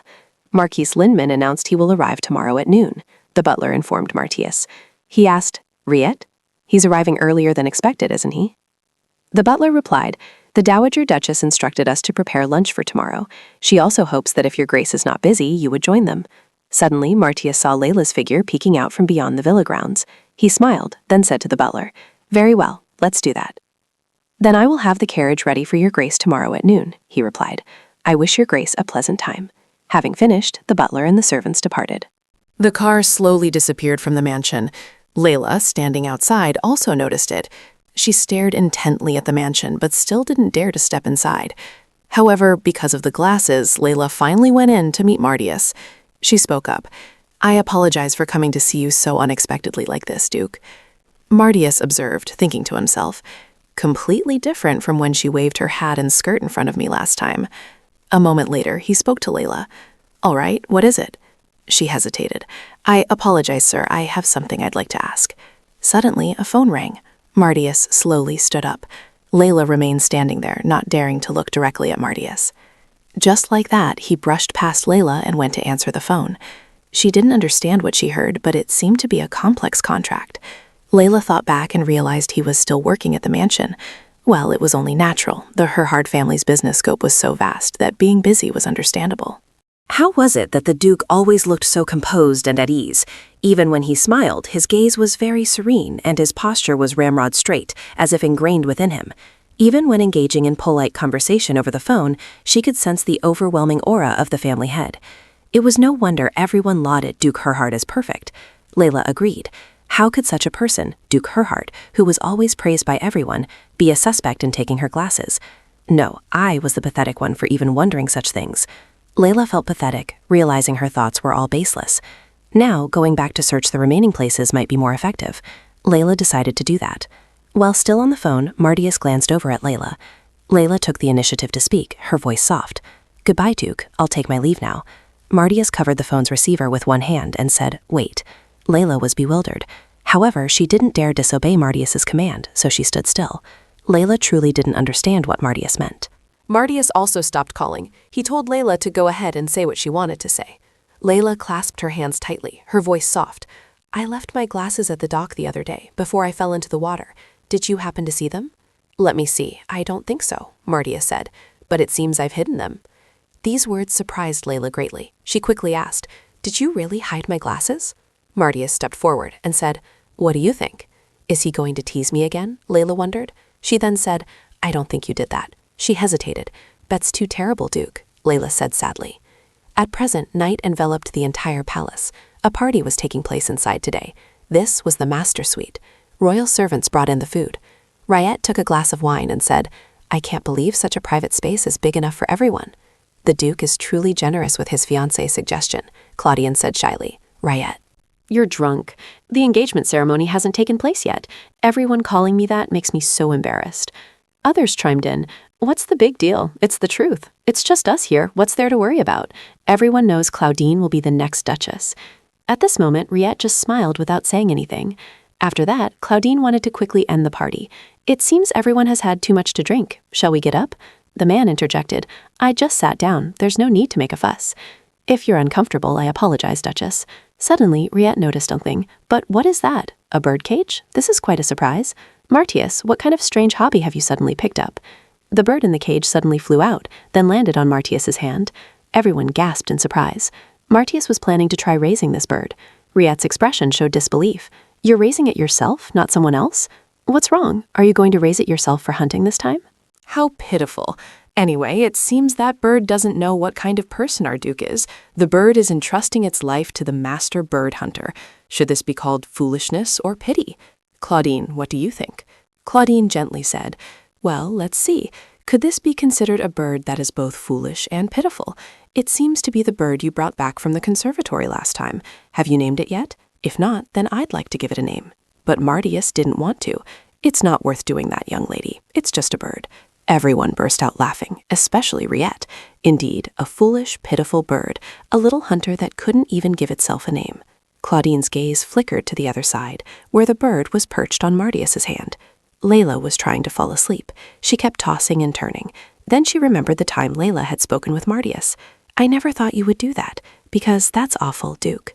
Layla had gathered all her courage to ask him, only 4.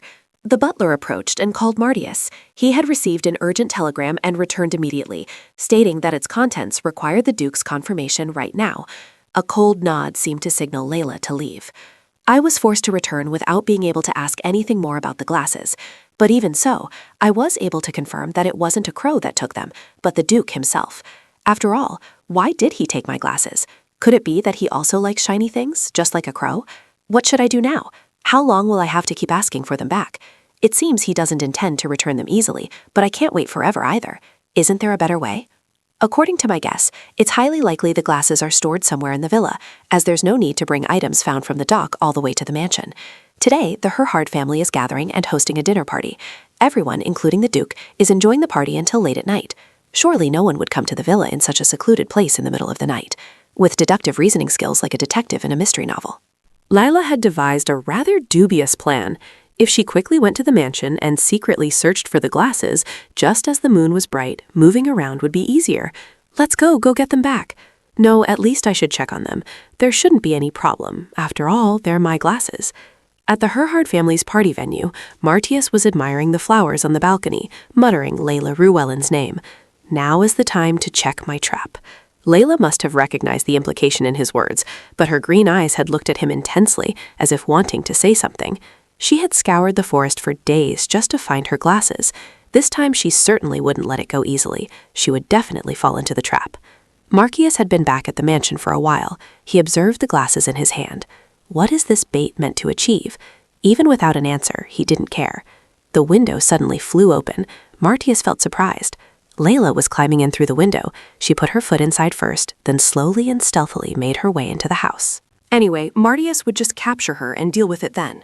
The window suddenly burst open violently. Layla was inside in a flash. Her every movement was incredibly gentle. Her deep blue eyes observed her surroundings.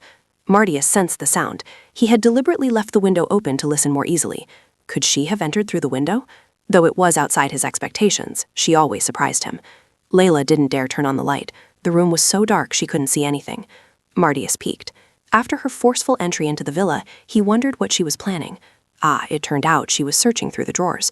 But unfortunately, there was nothing special there. Despite her efforts, Layla found nothing here. There was nothing elsewhere either. Layla didn't know where else it could be hidden. This was bait for Martius to achieve his goal. That girl, she was no longer just a girl. She was Layla Ruellen. Martius thought he could easily recognize her now. Why wait for this miserable trap? Layla was still diligently searching. Suddenly, Marcius's voice rang out from behind her. Looking for this? This startled Layla immensely. Why is the Duke here? Clearly there's a party at the mansion today, Layla thought to herself. This isn't good. What should I do now? How should I explain this situation? Layla quickly said, I apologize. I didn't know your grace was here. My deepest apologies, your grace. Marcius said gravely, if I'm not here, does that mean you can just barge in like a thief? Layla's gaze fell upon Marcius's hand. Those are my glasses. I just wanted to retrieve my belongings. It's the glasses the Duke hid, Layla thought to herself. Despite his forceful demeanor, it hides a hint of cowardice. He's already trembling. Marcius turned away. Layla didn't know what the Duke was planning to do. Where is he going? Is he going to throw the glasses into the river, just like he did with the hat? No, if he does that, I'll never be able to find them again. No, please stop, Duke.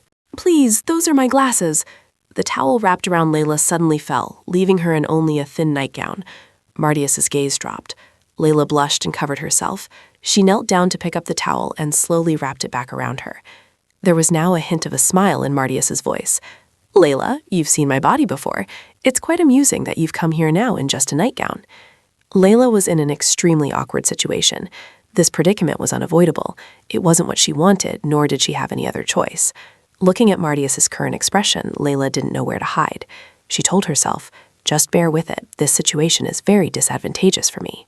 She thought the Duke could immediately arrest her for theft or simply throw the glasses into the river. For him, putting her at a disadvantage was far too easy. I didn't mean to. I apologize, your grace. Layla's demeanor amused Martius slightly. Why are you suddenly acting like a lady? You said you weren't one. Layla said nervously, regardless, your grace is still a gentleman. Marcius's lips curved upwards, his laughter echoing outwards. You know, Layla, I might not be a gentleman. Seeing that it was somewhat okay, Layla pressed on. No, the Duke is a gentleman, the most wonderful gentleman, she sang. Marcius moved closer to her. Is that so? That's a generous assessment, Layla said with a laugh. How could I dare to assess the Duke? That would be absurd. Doesn't everyone think so? Yes, they do. I don't think so. How could that be? Therefore, your grace, please return my glasses. These glasses were very difficult to make. To me, they are a very important item. I am very sorry for presumptuously entering the mansion to retrieve them. Marcius stepped closer to her. Layla looked up. Marcius suddenly and slowly put the glasses on her. Layla hadn't expected Marcius to put the glasses on her himself, and even touch her hair in the process. The look Marcius gave Layla was deeply affectionate. His hand involuntarily reached out and touched Layla's cheek. Marcius's expression seemed to want to convey something. The moonlight tonight is very clear and bright. The night is incredibly beautiful. Now Marcius understood what that feeling was. He yearned for this girl, Layla. He also knew the outcome for this feeling towards that beautiful girl. This desire would only last for a short time before disappearing. Was he willing to leave a stain on his life just to satisfy that feeling? Was Layla worth that much? No. If not, then why not? The hand touching Layla's lips slowly let go. The answer to this was already too clear. Get out. Layla slowly left the mansion, a lonely figure on the late-night road. How had she left? Goodbye. Then she returned. On the tree-lined road, all memories were hazy. What she remembered most clearly were those deep blue eyes, like a devouring river. That hot hand, the touch like a finger moving in and out of a mouth, the pull that made her hold her breath. Immediately after that came a feeling of pain and shame. Why was he treating her like this? The oil lamp in the quiet night looked truly sad. Layla's eyes were full of complex emotions. She never wanted to see him again. Marcius, too, couldn't forget that recent moment. It had been many days since he last saw Layla Rowellin, who usually went to the garden to help Bill Lemmer. This was ever since the day she found the glasses. That night, holding Layla in his arms, he thought a lot about his feelings for her. After coming to a meaningless and dull conclusion, he let her go. He believed he could control such emotions. But precisely because he let her go like that, causing her to leave so far away, it was for the best. Marcius was lost in thought about Layla. Suddenly, someone entered and said to him, "Young master, we have prepared well for the hunting trip." Elsewhere, Kyle saw Layla holding a laundry basket and asked, "Are you going to do laundry? Let's go together." Layla happily replied, "Thank you." As she hung the clothes, Layla pondered. 10 days was how long I had been avoiding him. Kyle turned to Layla and said, "Once we're done with this, let's go for a walk. To that tree by the river that you like, okay?" Since Layla didn't want to go near the river, she tried to politely decline. "A walk? Let's go next time. I still have a lot of things to do at home right now." Kyle asked in surprise, "What's wrong? That's strange. Why are you always at home these days? I thought once you found your glasses, you'd be more active. But for some reason, it's the opposite, isn't it?" Layla smiled. "Is that so?" She didn't even set foot in the forest. Not seeing Layla wearing crosses, Kyle wondered, But you found your glasses. Why aren't you wearing them? Layla immediately said, It's just that I'm afraid of losing them again. I'll only use them when reading. Even when she went to the garden to help her uncle, Layla quickly left as if fleeing on her way back. To avoid the Duke, Layla had to continue living like this until summer ended. Suddenly, there was a sound in the distance. A group of people rode up on horseback, carrying guns on their shoulders. Kyle spoke up. It seems like there's an organized hunt. That's great. Layla froze for a few seconds when Martius turned to look at her. Martius's gaze stared intently at Layla. Frightened, Layla pressed herself against the clothes hanging on the line, then quickly pulled the clothes and hid behind them. Summer was ending, and autumn was approaching. After getting engaged to Lady Claudine, he would leave here for the capital, so if she could just endure one more season. Martius walked a short distance and then stopped, looking carefully once more. Layla remained still, hidden behind the clothes. Kyle looked at Layla. Are you not happy? Do you want to come to my house? It's okay, Kyle. It will end by evening anyway. Layla bent down to pick up the laundry basket. Let's go inside. Seeing that, Kyle ran over to help. Give it here, I'll carry it. Are you really okay? Layla asked. Yes, Kyle, it's okay. When he leaves, peace will return to Arvis Forest. These chaotic days will end. Then Layla looked towards the forest. Anyway, I have to go into the forest for a bit tonight. There will be many poor birds that need to be buried in the forest. Martius said to everyone, I'll take another stroll for a bit. You all can take the guests back first. Everyone said in unison, Yes, we understand, Duke. Dusk began to fall. Suddenly, Martius stopped his horse because he saw a bird perched on a branch. Martius aimed his gun at the bird, his eyes intently fixed on the target. The moment he hit the intended target, the shot wounded the bird. Despite losing a lot of blood, the bird still tried to fly away. Martius found it truly amusing. Today was a satisfying hunt, as I said, but even so, I still feel like something is missing. Perhaps because of that bird desperately trying to escape. It seems I've hunted more types of birds today. Layla carried a shovel and went into the forest. Every few steps, there was another dead bird. Layla cursed under her breath. How hateful. She dug individual holes to bury those unfortunate birds. I hate Duke Herhart's unpleasant hobby, but there's something strange. Layla carefully examined the graves where birds were buried every year, but she had never seen the distance between the graves so regular as it was today. Layla felt uneasy. It would be better to bury the last bird and return. Layla hurriedly turned back with a worried expression. She stopped dead in her tracks, frightened as she saw someone ahead. Marcius said, Keep going, Layla Revelin. You have to do your job. Layla approached Marcius, and because she was nearsighted, she tried to get a good look at who it was. Marcius's figure gradually became clear. Marcius spoke, Hello, Layla. Layla gasped when she saw the Duke. So knowing I would come to bury them, he deliberately arranged this. That red string, it's the string I used to tie around the newly hatched birds on the banks of the Schulter River last year. The birds that migrated from the south after winter finally lost their lives where they were born, all because of that man's petty pleasure. Seeing Layla silent, Martius continued, Go on, Layla Rowland, do your job. Layla bent down and continued her work as Martius had instructed. Martius pressed, Did you wear that cord? Layla sadly replied, Yes. Martius continued, Why? I wanted to know if the migratory birds would return, but I certainly didn't want a reunion like this. It seems you're criticizing me, but what's the problem? This is my territory, my hunting ground. It's merely my bird hunting. But that's what you know. The birds don't. For the birds, this is just a forest, where they were born and grew up. It's a place where, no matter how far they go, they still want to return. Am I supposed to understand the hearts of birds? No, it's not that. But even so, you shouldn't hunt so cruelly. Layla picked up the shovel and pondered. Does the Duke know that to say these words, compared to when I was little and only had an address in hand, yet dared to board a train? How much courage is truly needed? Layla Rowland knows those birds well, but does she understand what hunting is? Does she want a friendly hunting trip? Layla thought, then sighed. I apologize, sir. I spoke a bit arrogantly. Please forgive my disrespect. Martius asked Layla, Why do you like birds so much? Perhaps it's not an interesting story for your grace. Layla's answer made Martius curious. Layla carefully buried the bird. Finally, the burial was complete. I have finished my work. I'll take my leave now, your grace. Martius saw a new target. As Layla walked away, Martius picked up his gun. As Layla casually made her way back, Martius's voice called out, What's this, Layla? It seems your work isn't finished yet. Layla looked up at the branch, her fear evident. I'd rather you just tell me directly what offense I've committed against your grace. Martius looked at Layla. My fault? Well, tell me, what exactly did I do to deserve this terrible punishment? I'm not punishing you at all. I'm just doing my job. You're just doing your part too. A mistake? I don't know. Martius put his gun down. Why do you like birds so much? Hearing Martius's question, Layla froze. recalling the unhappy past with her mother. Her mother left when she was little. Even though she cried, her mother still decided to leave. She had to hide that painful truth and calmly told Martius, "Because they are always by my side. When I was little, I traveled to many places. No matter where or when, birds were always there, always by my side. The birds leave when the seasons change, but if I just wait, they will come back. No season is without birds. They are always present, even in places where you'd think there wouldn't be any. They are the freest and most beautiful beings in this world, always by my side. I like them." Layla's eyes welled up. That might seem meaningless to the Duke. Martius looked at Layla with a cold gaze. Layla wiped away the tears streaming down her cheeks. "Is this what hunting is all about?" Martius said coldly. "If necessary." The two stood looking at each other for a long time. Martius glanced at the watch on his wrist, realizing it was late. He quickly said, "Layla, I want everything in my world to be in its proper place, where it needs to be without pointless evasion or escape."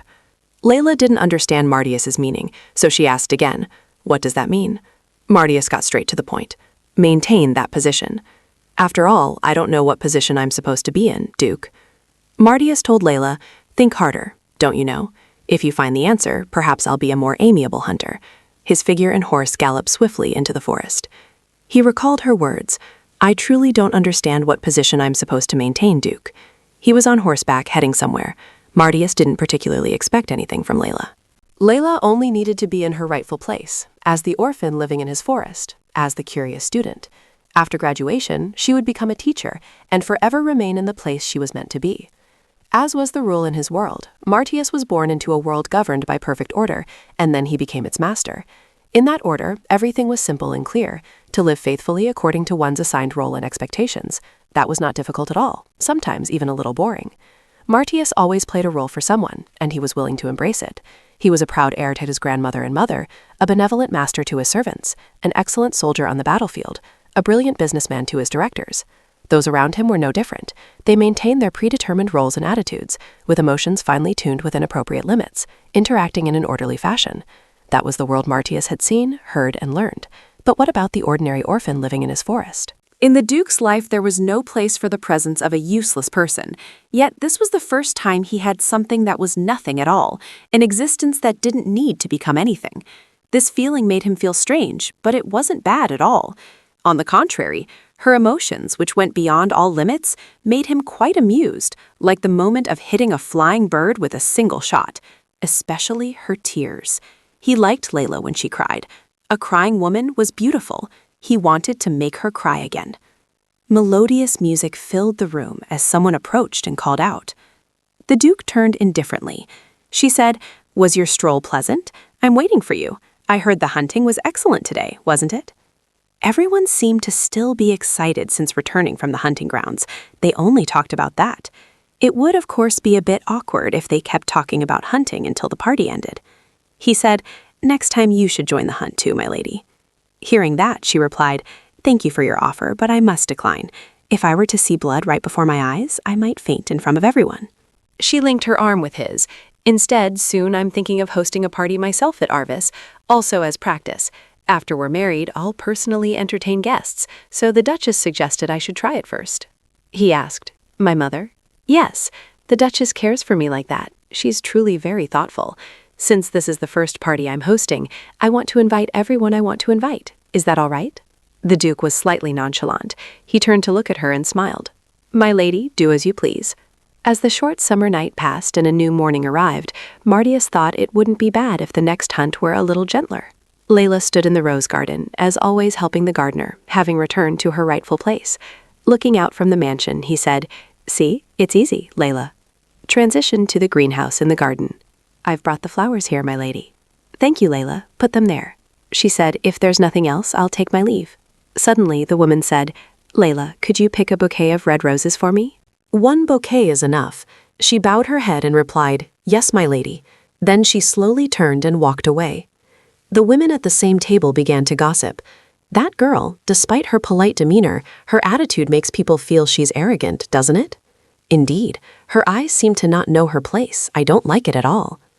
The woman who had spoken earlier spoke up to explain for her. "Don't be like that. Layla is a pitiful child. Of course, I know Layla has that flaw, but please be lenient with her." The other two women shrugged and said, You are truly too lenient with your servants. Before you become a lady, it would be best to discipline people like her first." Hearing that, she thought to herself, "Actually, it's not hard to understand such a reaction. Even I, who have observed her for a long time, think the same. A docile demeanor stems from absolute indifference. Even young ladies from renowned noble families want to befriend me, but Layla has never shown joy or excitement when I allowed her to approach. Not only did she not try to make a good impression, but she also appeared to be patiently enduring." That an orphan like Layla could evoke such feelings in me. A moment later, the young lady had the roses brought over. "Is this enough?" Layla asked. Claudine replied, Thank you, Layla. Today I intend to give you another gift." She glanced at the maid behind her, who understood. As a pitiful orphan, Layla still couldn't get used to receiving a gold coin. I wanted to give her a gift she would never forget. It was an invitation card. When Layla received the invitation card, the two women sitting at the table were quite surprised. "What? Claudine, are you going to invite her?" Layla held the card in her hand and asked, "Why are you giving this to me?" Claudine replied, "Consider it my graduation gift to you. It will be a beautiful memory for you." The two ladies have also agreed. Layla still didn't understand why. The gentlewoman said, "I truly hope you will come. I believe you won't refuse my invitation." Hearing this, Layla was so moved that tears streamed down, unable to be held back. Martius was now strolling in the shop.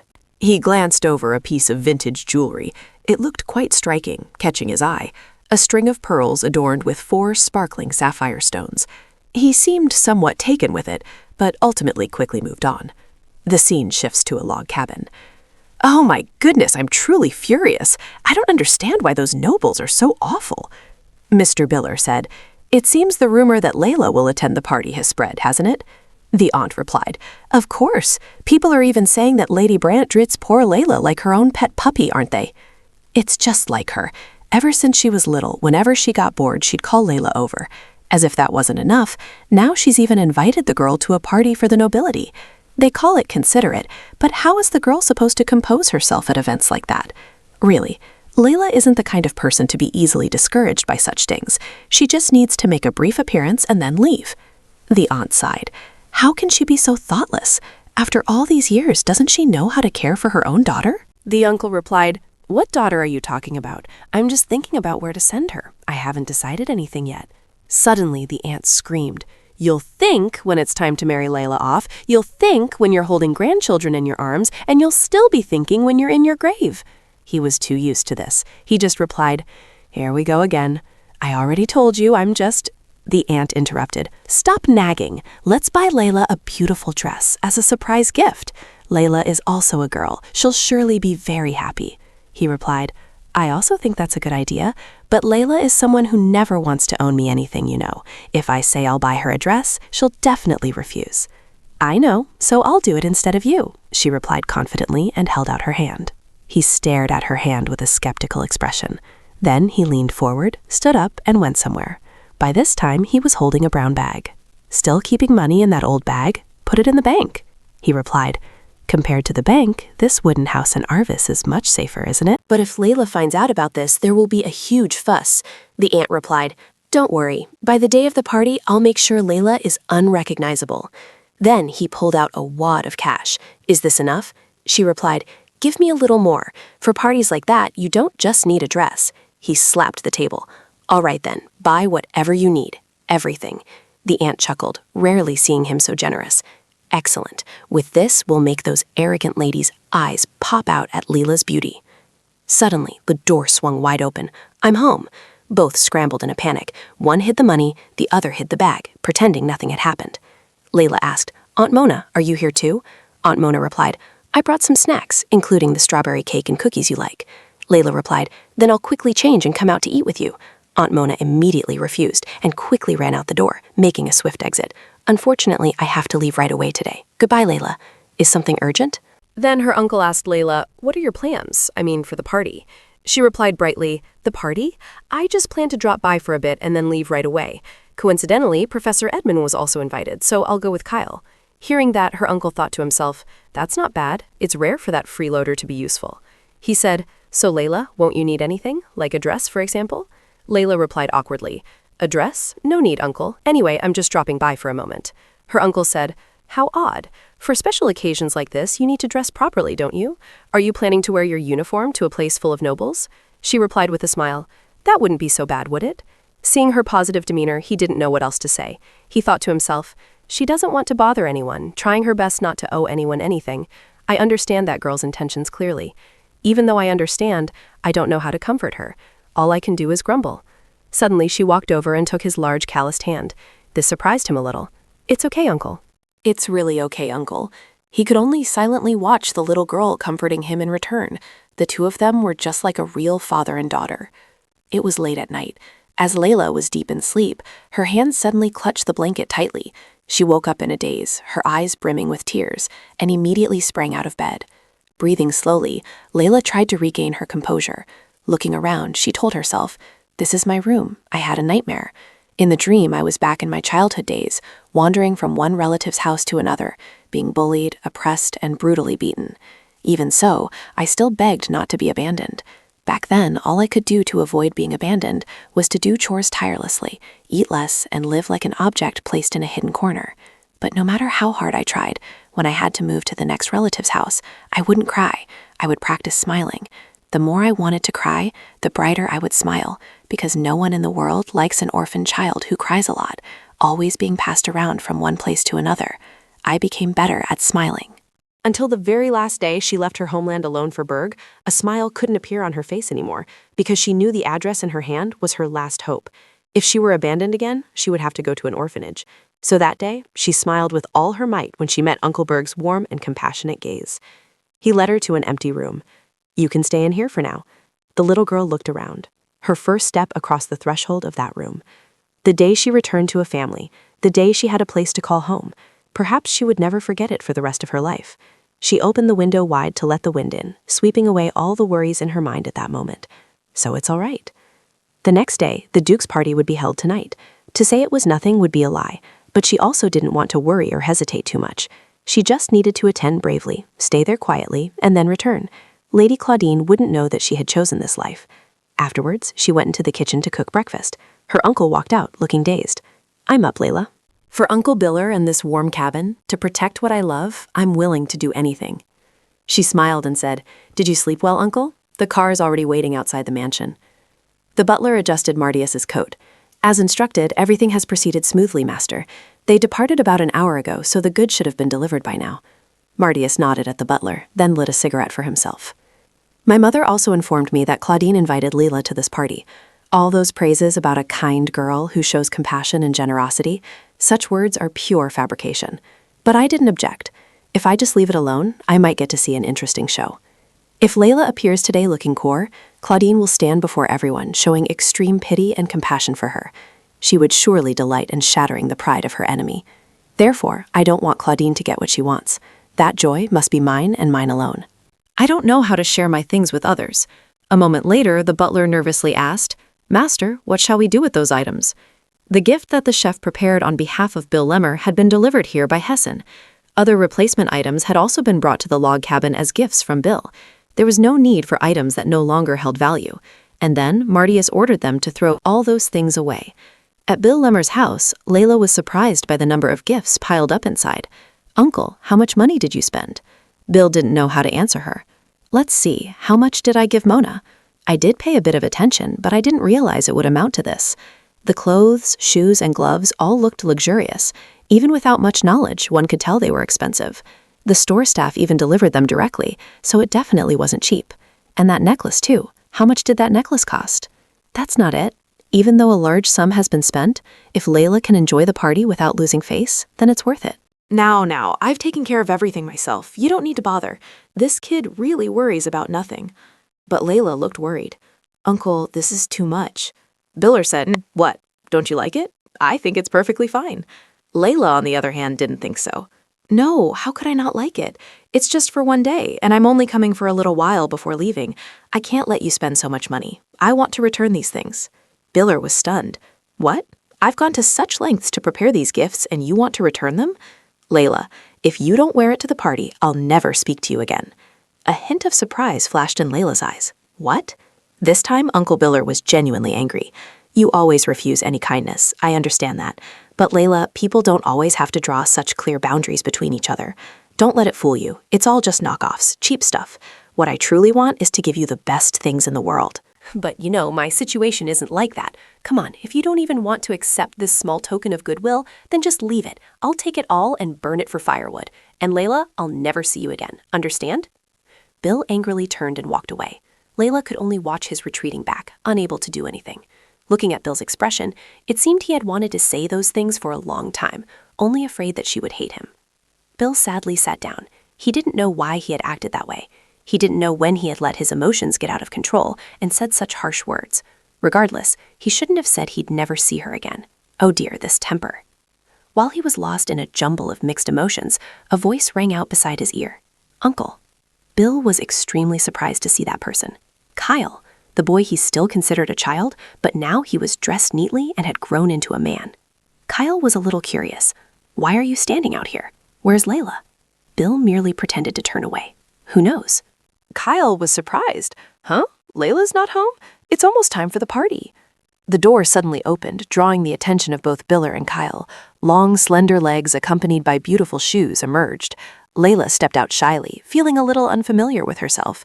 That dress, those eyes, along with the jewelry, further enhanced Layla's beauty. Kyle couldn't take his eyes off Layla when he saw her like this. Biller put an arm around Kyle's shoulder, pulling him away. Stay sharp. Today you're standing in for me, which means you have to protect Layla well. Can you do that? Kyle replied confidently. Of course, I'll protect her. Taking a deep breath, Kyle stepped forward. Layla said, looking down. Do I look strange? I still feel like this outfit doesn't quite suit me. Kyle replied with a bright smile. Not at all. You look beautiful. I'm being honest. All right, then let's go, Miss Layla. Just bear with it a little. Today is a special day, so let's think of ourselves as more than just friends today. Mala was Prince Edmund's companion at the party. Hearing this, Layla felt much more confident. She said, All right, I'll try my best. Uncle, I'm leaving now. Layla said goodbye. Bill waved back. Yes, go on now. He secretly hoped that Layla wouldn't get hurt today and could enjoy herself. The mansion was bustling, an entire area lit up brightly under the lights, accompanied by the melodious sounds of string instruments and music. Layla kept worrying about her outfit, even though Kyle had assured her it was fine. He told her, Don't be so stressed. Just trust your companion today, and everything will be all right. The two of them also caught Martius's attention. He directed his gaze towards Layla's position. His eyes intently watched Layla and Kyle, his expression growing even more serious. Hessen truly was a perfect butler. This was evident in Layla's appearance. Even without elaborate makeup or splendid attire, Layla still shone with her natural beauty. The emerald necklace on her fair neck also made her stand out even more. I saw that necklace in a display window while on my way to a date. Its clear blue color, like a summer forest, left a deep impression on me. On my way back to the manor, I asked Hessen to buy it for me, as I imagined her eyes would sparkle like emeralds. It seemed Layla had also noticed Duke Martius looking at her. This startled Layla. His gaze didn't leave her for a moment. Layla quickly looked away. She didn't want to face him at this moment. Martius maintained that same expression, but seemed somewhat displeased. A man approached, saying, Long time no see, Duke Hates. How have you been? But Martius was thinking about something else. Even while conversing and greeting acquaintances, my senses were constantly drawn to a certain place. Tonight, the doctor's son will proudly escort Layla, as if she belongs to him, even though she's wearing an outfit that belongs to me. Claudine introduced Layla to everyone. Everyone warmly welcomed the guest. It turned out to be the companion who had been with the young lady all this time. It's a pleasure to meet you, but that name sounds quite unfamiliar, doesn't it?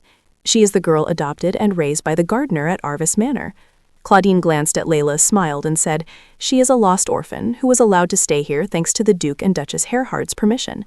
That's also how I came to meet her. Don't worry, despite her difficult circumstances, Layla has grown into a respectable person, and she is preparing to become a teacher after graduation. Isn't that wonderful? Everyone admired Claudine. Miss Layla was also wonderful, but it was the young lady's benevolent nature that was truly admirable. Perhaps that's why the Herhard family cherished the young lady so much. I heard the young lady is about to get engaged. Congratulations. Claudine chuckled.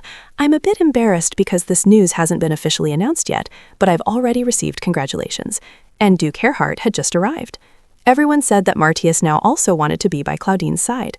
Claudine happily linked arms with Martius. The Duke's timing was perfect.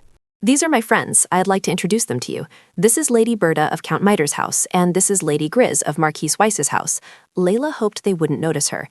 And this is Layla. Do you remember? We once went to a cafe together? Martius didn't smile or say anything. Layla didn't dare to look up. Hello, Duke. It was strange. A child who was always as calm as a lake, no matter how much she was humiliated, now blushed deeply and was so flustered in front of the Duke. Was it wrong, in Mother's opinion, to have a girl like that by Martius's side? Actually, on the day everyone went hunting in the forest together, Claudine couldn't shake off an inexplicable feeling of unease. That day, the Duke said he would take a walk alone in the forest and let everyone else return first, only coming back to the villa late in the evening as the sun set. Normally, there would be nothing strange about that, but that day there was something very suspicious. Did the Duke truly just go for a walk until late evening? And Layla with her difficult circumstances? How could she be wearing such magnificent attire tonight? Emeralds, diamonds, and even pearls were all exquisitely crafted, too intricate and beautiful to be fake. If someone were to give Layla a necklace like that, then... Excuse me, please forgive me for interrupting, but may I escort my dance partner away? My friends also want to meet Layla. Kyle appeared out of nowhere and said. Claudine was surprised. The person who had transformed Layla into a princess today was not a duke or any other noble figure, but rather Kyle Edmund, the doctor's son. Even though he had a dance partner, we couldn't monopolize Layla. Claudine couldn't believe it. Impossible. No matter how wealthy his family was, Kyle was still just a doctor's son. As she was walking away, Claudine called Layla back. You look truly beautiful today, especially that necklace. Layla, bewildered, could only thank her. Then Claudine turned to Marcius and asked, The necklace suits Miss Layla very well, doesn't it, Duke? Marcius merely replied curtly, It suits her well enough. It seemed this answer was what Claudine wanted. After being freed, Layla whispered her thanks to Kyle. Kyle just wondered why she endured so much. They treated her like a joke and humiliated her. Why would Layla, a person full of self-respect and intelligence, silently endure it like a fool? Layla didn't deny it, replying, Whatever, it's not entirely untrue.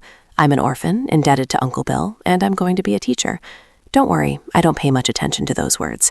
Kyle was at his wit's end with Layla. Layla leaned against the railing, sighing that human nature was inherently multifaceted, but Kyle found that too profound for someone like her. He thought, she's quite articulate, after all. Layla subtly dismissed Kyle. You can go now. You have many people to meet, and your mother is waiting for you too. Kyle replied, Today I came here as your dance partner, so I'll stay by your side. It's what I want. He asked, Why aren't you saying anything? Layla avoided his gaze, only saying, I just don't know anymore. Seizing the opportunity, Kyle teased her, Don't tell me you're that embarrassed. Your face is red, which made Layla cover her face. Really? No, it's not. Then his mother arrived. Kyle, what are you doing here? I've been looking for you everywhere. Do you know how important today is? Come here quickly. Someone wants to meet you. Kyle, are you daring to joke with me? Even Madame Norma is looking for you. You're not going to make her wait, are you? Layla pushed his back. Do what your mother says, Kyle. I'll wait for you here. Kyle's mother also nodded. Thank you for understanding, Layla. Kyle said anxiously, I'll be right back, so you absolutely must wait, okay? Layla smiled and waved. Then she fell into her own contemplation once more, listening to the melody of the music. The music sounds so good. My role is over now. All that's left is to quietly wait for Kyle here. The music continued to play and on. Something caught Layla's eye. Seeing her reflection in the door, Layla recalled what Uncle Biller had told her. He had said that, But to me, these things were more beautiful than they deserved to be. The dress was soft as if woven from clouds, the shoes adorned with exquisite embroidered patterns, and this necklace, too. I never imagined there could be such beautiful fake jewelry in the world. Perhaps that's why Lady Claudine said what she did. Perhaps it wasn't exactly a compliment, but rather a subtly conveyed mockery or pity. But no matter what, it didn't matter. This was a gift from Uncle Biller to me, and that alone was enough. Layla suddenly saw someone. It was Duke Herhart and Lady Claudine. Martius also saw her, then shifted his gaze towards Claudine. A strange feeling stirred within Layla at that moment. She always became so sad. Claudine's hand rested on the railing. The night air was so refreshing. I like summer because the nights are always beautiful like this. What about you, Duke Herhart? Martius replied indifferently. I don't particularly like summer, lady. Then Claudine continued. How surprising. I thought you liked summer. Duke, you truly are a cold man. Of course, I don't mean to blame you, you know. In fact, I like that coldness about you, the way you always maintain your composure and elegant aristocratic demeanor. Claudine stepped closer to Martius. Duke, kiss me. I like your coldness, Duke, but don't we also need a minimum of passion between us? Martius deliberately emphasized, a minimum of passion, a truly convincing remark. Then Martius touched Claudine's neck.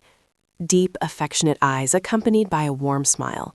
In that hazy, dreamlike state, Martius imagined it was Layla. Recalling the scene where they stood together under the moonlight, Martius suddenly broke free from that reverie. He still paid attention to Layla's mood. Then he slowly lowered his lips to Claudine. The scene of the two of them kissing outside the mansion. Only Layla witnessed it. Claudine's shoulders also trembled. And then Martius's gaze remained fixed on Layla. Layla didn't understand why she kept looking at them like that, and she also recalled the time Martius touched her lips. He gently soothed those lips, and suddenly Layla blushed for no apparent reason. She turned and walked away, leaving on her own without waiting for Kyle. The door slammed shut forcefully. From beginning to end, Martius kept watching Layla. When their lips parted, Claudine was inwardly triumphant. Tonight was exceptionally beautiful. Martius said, "Now let's go back, young lady." Their hands touched again. Claudine smiled and said, "I am certain, Duke, that we will make a wonderful couple." Layla ran away from there, stopping when she was exhausted. She bent down low, touching her shoes. The shoes her uncle had bought for her were stained with blood. She just wanted to go home immediately. What should she do? She had promised to wait, so she probably had to go back. But she truly didn't have enough courage. Perhaps she should sit in the garden for a while. Then come back when Kyle returns. It should be okay to sit here, right? After all, I'm a guest today. Layla took off her shoes. She truly couldn't understand. No matter how she thought about it, how could they be like that? Clearly knowing someone else was there, perhaps they didn't even care at all. In their eyes, servants were no different from objects. Layla pondered the moment from earlier. Why did he do that? It was truly disgusting. The lights in the room were extremely bright. Kyle's mother said cheerfully, "How could you bestow such a great favor? That is truly kind, madam." She smiled and replied, "How could that compare to Dr. Edmund's dedication as our family doctor?" As everyone knows, Baron Arndt's family is a prestigious one. If two families of suitable status were to form a bond, it would be good for both. Kyle's mother liked this very much. Baron Arndt's family has a daughter. She is the same age as our Edmund, and it's time to think about marriage. This is such a wonderful opportunity that it presented itself, yet my only son is still preoccupied with that orphan girl. There is no other way. If the boy continues like this, I'll have to step in. Lady, if it's not too much trouble, may I go and greet them now? She also accepted. Very well, Lady Edmund. They are also attending the party today. Greeting them beforehand wouldn't be bad. And they had Baron and Baroness Arndt summoned. Grandmother personally arranged the match. Although they held no title, the Edmund family was much wealthier than the Arndt family. Their reputation was by no means inferior. If the two families became closer, then despite the difference in status, this would still be a reasonable marriage. Kyle wanted to leave, but his mother wouldn't allow it. "This is the party I prepared for you. Doing so would be disrespectful. Don't say another word, just stay here obediently." The mother was full of love and expectations for her son. As for the son, though he desperately wanted to leave, he couldn't bear to disappoint his mother. If that's the case, then so be it. Martius now set his wine glass down. The innocent first love of the good son, its outcome was already clear. Kyle would forever maintain the role of the dutiful and polite son, while Layla would be abandoned amidst his mother's ambitions. And the child's obedience. Finally, she would remain here, in her forest, exactly where she belonged, in the garden. Martia saw Layla sitting dejected on the chair, his eyes gazing at her affectionately. Layla had already fallen asleep. Martius moved closer, bending down to get a good look at Layla's face as she slept. Then he sat down beside her, observing her intently. The wound on Layla's leg was bleeding, blood seeping onto her shoes. Layla opened her eyes slightly, dreamily calling out to the Duke. When Martius stood up holding Layla's shoes, Layla startled awake, exclaiming, "My shoes!" Martius spoke up. "Should I return them?" Layla quickly said, "Yes, please give them back to me." Before returning the shoes, Martius asked Layla, "Then try crying just once, Layla." Layla was bewildered. What? Take someone's precious belongings and then tell them to cry? Does he always find ways to tease others like this for his own amusement? Layla's sorrowful gaze seemed to be waiting for something. How wonderful it would be if Kyle could come now. Martius noticed and looked in Layla's direction, knowing who she was waiting for. So Martius immediately said, "He won't come. Kyle Edmund, the one you're waiting for." "No, that's not true, Your Grace. Kyle is a man of his word." "Really, you seem very certain, don't you? I know what kind of person Kyle is, much better than you do, Your Grace." "Don't be so confident, Layla." Layla looked at Martius, hesitatingly saying, "I truly don't understand. Why do you hate me so much, Your Grace?" "Let's see. The reason I hate you. Hating you makes me feel better. When you cry, I find it amusing. When you beg, I feel pleased." Martius's answer made Layla uncomfortable. How can you say such things, Your Grace? Layla, I'm just answering your question. You don't act this way with others, do you, Your Grace? So why only with me? Marcius spoke briefly, for it was Layla, not anyone else, but she was a nobody. Marcius's words deeply hurt Layla. Even the relatives who had spoken harsh words and driven me away, or the drunken uncle who beat me every day, no one had cruelly trampled on my heart like this. I apologize, Duke, for I, a nobody, dared to remain in your domain. If that's the case, you shouldn't have allowed me in the first place. Marcius asked Layla, don't you find that too heartless? Layla's eyes welled up. You are already too heartless. So what do you intend to do now? Drive me away? Marcia said casually, no, don't worry, you are still useful. You just said I was a nobody. Marcius looked at Layla. That is your role. Layla was about to apologize to Marcius once more, but before she could speak, Marcia stopped her. Don't apologize anymore. Marcia stood closer to Layla and said, the Kyle Ettman you are waiting for will. So Layla, go ahead and cry, beg if you must. Inside the lavish villa, everyone was joyfully mingling at the party. Come on, let's toast, Mardius. Mardius recalled Layla's image. Layla had cried, and she cried so beautifully, so I was willing to return the shoes. As I left the garden and walked to the end of the promenade, Layla was still standing there, tears streaming down her face. Tears for me, entirely mine. Funnily enough, those tears had erased the unpleasant feeling I had when looking at her, and even the indescribable sensation I felt when I kissed Claudine while looking at her. While Mardius was lost in thought about Layla, her figure suddenly flashed past. Today, Layla had realized a clear boundary between her and that young man, the meaning of their respective positions, and the reason why he wouldn't come to her in the end. Layla asked a servant to inform Kyle that she was leaving, then quickly departed. Mardius called the servant back. Master, what do you need? Mardius said, call Count Klein for me, on the second floor, at the balcony. The servant immediately left. Mardius knew that the Count wouldn't come because he had left early. Calling him was merely an excuse to buy time. While the servant went to look for the Count, Layla quickly left the garden with familiar steps. She was someone who always protected what belonged to her, even to the point of recklessness, yet held no attachment to things that weren't hers. She didn't look back once, as if there was no longer any reason for her to stay in this place. The servant returned. Excuse me, master, Count Klein has already left. Mardius casually said, is that so? Thank you. Mardius turned back to the party. Halfway there, Mardius stopped, looking down at Kyle Ettman's table. Even if the doctor's son had heard Layla's message and belatedly left his mother's embrace to look for her, nothing would change now. Layla had left, and the boring summer night party would still continue. In the morning at Layla's house. Uncle, we really have to leave now, or we'll miss the train. As Layla was closing the door, Uncle Builder asked, Layla, are you really okay? You'll be alone for several days straight. I'll be fine. It's only 3 days. Besides, this is your brother's funeral. You have to go, don't you? Uncle Builder sighed. Even though we haven't been in touch for decades, my absence probably won't be a big deal. Don't worry, Uncle. I'll be fine. Uncle Builder replied, yes, I know. But Layla, that day at the party, did anything happen between you and Kyle? Layla quickly replied, me and Kyle? No, nothing at all. That's good then. But it's really strange that I haven't seen that kid around lately. Layla said to Uncle Builder, both of us have just been busy lately. Kyle also has to prepare for his university entrance exams. Oh, right, that must be it. You two are so close after all. I was worrying for nothing. All right then, Layla. If you get too scared being home alone, Kyle can come stay with you. As soon as he finished speaking, Uncle Biller felt something was wrong. No, this won't do. Now I can't be at ease with it anymore. He instructed Layla, you haven't forgotten what I told you, have you? Always lock the doors carefully. Even if it's hot, you must keep the windows tightly shut. The hunting rifle is hung in my room. If needed, Layla quickly interjected, continuing Uncle Biller's words. Bring it to sleep next to the bed, right? If there's a bad guy, I'll shoot him straight. Eat well, study hard. Is that all right? Uncle Biller looked at Layla, adding, one more thing. If Kyle comes, you must send him home before sunset. If he refuses to leave, use a shovel to hit him out. Do you hear me? Kyle blurted out, huh? To that extent? Uncle Biller continued, that day, looking at him, I saw he's already a man now. The way he looked at you, it wasn't ordinary. Thinking back, that kid is the most dangerous one. Layla shyly said, oh, Uncle, what strange things are you saying? Uncle Biller burst out laughing. I'm just kidding, just kidding. All right, now go inside. Uncle has already told Mrs. Mona. If you need anything, just ask her. Layla nodded. Yes, Uncle, please be careful.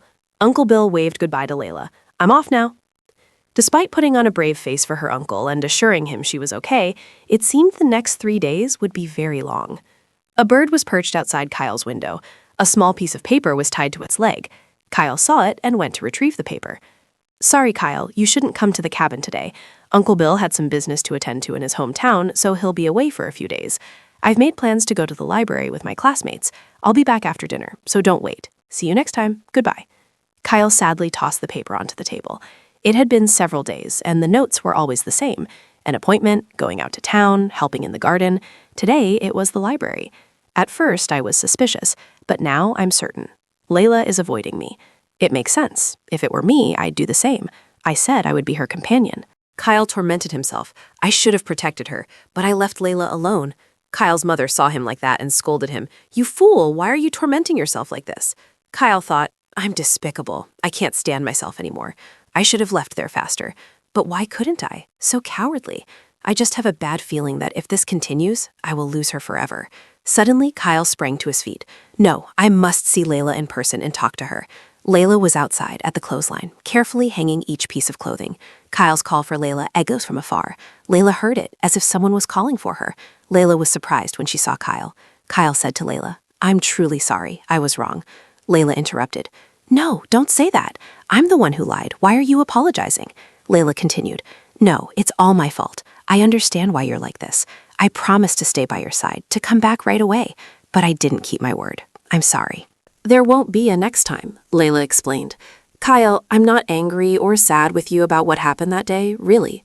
Then why? Why do you keep avoiding me? Layla didn't know what to say. I'm truly not angry with Kyle. It's just that day, I suddenly realized a truth I had tried to forget, that he and I belonged to two completely different worlds. Or perhaps I had always known it, but deliberately ignored my unfortunate childhood.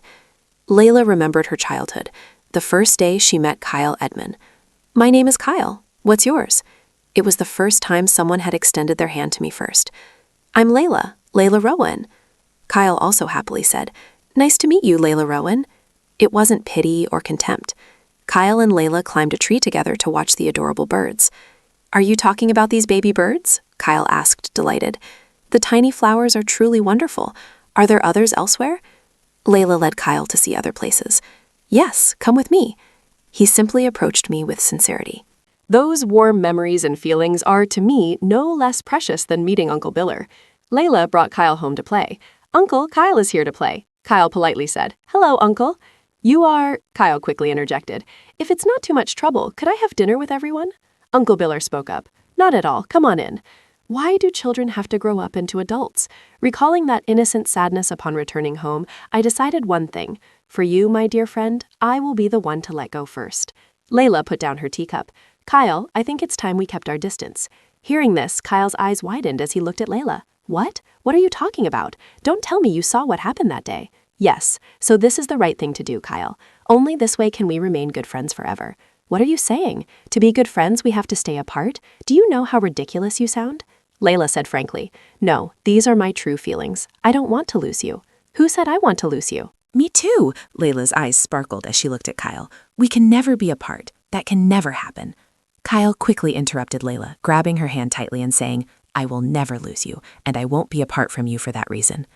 Layla quickly pulled her hand away. Kyle, it's finally time for us to grow up. Layla stood up and said, Have lunch before you go, Kyle. I'll prepare quickly. Kyle stared blankly at the hand that had just held Layla's, then slowly placed that hand palm down on the table. Riette was reading the newspaper when she saw a bird perch on Marcius's head. The bird then hopped down to Marcius's shoulder. How could that bird be so lucky? Even on this hot day, Duke Erhard was wearing a tight, elaborate suit. How could that bird casually play with him without any worries? I never would have expected someone like Marcius to keep a bird as a pet like that, especially with the expression on his face. It's an image I still haven't been able to get used to. Riette whispered to Claudine, Why don't you try wearing a yellow dress for the engagement ceremony? I think the Duke would adore you as much as that bird if you did. Claudine replied, No, I hate yellow. Besides, it's just a superficial thing. Riette chuckled. Is that so? You'll be the most powerful woman in our society. Surely a yellow dress wouldn't suit that at all. Besides, you'll be the lady who will even surpass the future queen, so you'll need to control your appearance. Claudine immediately said, Riette, are you starting with that again? What's wrong? That's what everyone's saying. I've been wondering something, Claudine. How do you feel about actually becoming a princess after you become part of the Herhart family? Claudine was silent for a moment. Then Claudine pricked Riette's hand with a needle. She actually pinched me. Claudine said coldly, Stop joking, Riette. By the way, Martius, when will you be discharged from the military? After your engagement, can't you just focus on your family's business? Martius replied, I'm not sure. It wouldn't hurt for me to stay in the military for another year or two. However, I only say that because it's a tradition of the Herhard family. But it seems you are much more devoted to our country. Duke Martius, after you are discharged, you will surely be one of the most powerful dukes your family has ever had. Suddenly, Riette exclaimed, I can't believe your engagement is about to happen. It feels so strange. Martius held the young bird in his hand, then put it in a cage. Then Martius said, Well then, you two can stay here and rest a little longer. Riette asked Martius, Where are you going, Martius? Martius walked and said, The annex. I have a lot of work to do. It was an impulsive desire, a sudden urge to go to the annex and bury myself in work until dinner. That was certainly the case until I left the mansion. However, when I suddenly stopped and started looking around, before I realized it, I was standing on the path leading to the gardener's house. Marcius pulled down his tie. Desiring to feel her gaze, all my senses focused on that as an uncontrollable heat began to build deep within my body. There were times when my will couldn't suppress those tremors and moments of weakness. Each time I realized I was being dominated by those emotions, my discomfort grew intensely. That was not something that should be a priority in my life, and of course, the same should apply to Layla. Closing his eyes in thought, Marcius suddenly realized, perhaps, that was precisely why I wanted to explore it even more, to explore the limits of these emotions. Suddenly, from outside in the garden, Layla's cry for help rang out. Help me, is anyone nearby? No, I thought if I applied a little more force, the branch would break. Calm down. I need to calm down. Just a little further. If I can reach it, I'll make it. Layla trembled, saying, Please. Layla's shoe slipped off and fell to the ground. Layla thought in fear, If I fall from here, I'll at least break a leg. Why is this happening when Uncle Bill isn't home? A few minutes earlier, after lunch with Kyle, I was walking him home when I suddenly heard birds chirping and started looking around. I found a baby bird sitting on the ground, seemingly crying. Where am I? I'm so sad. I realized it must have been a newly hatched bird from one of the nests in the large trees in the backyard. It must have fallen out of its nest, right? It had fallen from quite a height, but at least it didn't seem to be injured anywhere. Don't worry, I'll take you home. I carefully placed the baby bird back in its nest. Goodbye, be well, and be more careful from now on. But fortunately, I escaped that dangerous situation by clinging to a nearby branch. However, it seems it's only a matter of time before I fall to the ground. I don't know how much longer this branch can hold me. If only Kyle hadn't left, maybe he could still hear my voice. Kyle, please come back, I need help. Martius now walked over and saw the shoe right in front of him. Up in the tree, Layla was still trying to call Kyle's name. Martius looked up. What are you doing, Layla Rowland? Why do you like climbing trees so much? Should I help you? Layla suddenly fell silent, her face bewildered. That voice? It certainly wasn't Kyle's voice. It was the Duke. Then Layla closed her eyes, calling Kyle's name even louder. Kyle! I don't think he's coming. Layla angrily snapped at Martius. Please go away. Why are you standing there if you're not going to help? You're clearly about to fall and begging for help. I'm not that heartless. Layla exclaimed. What are you talking about? Martius continued. I can call that Edmund fellow you mentioned if you want, but considering your current height, I think it would be better if I called his father instead. Layla replied, If my legs somehow remain intact, even if I fall, the first thing I'll do is kick you. I feel like a small stone on the road, like a fragile tree about to drop its fruit. I've truly reached my limit. I can't bear it anymore. Oh, really? Then call me. Layla fumed. What? Martius said, Call me to help you. Rather than beg a man like him to save me, I'd rather let myself fall. But the branch kept shaking. I was so scared because it was too high. At some point, I started calling out to him without even realizing it, because he was my last hope. No. Layla let go of the branch. Seeing this, Martius rushed over to catch her. And then Martius embraced Layla. He had arrived. I could imagine his expression at that moment, but I was too embarrassed to look. I had fallen from a great height, but there was no pain. I only felt a slight dizziness in my head and my heart pounding.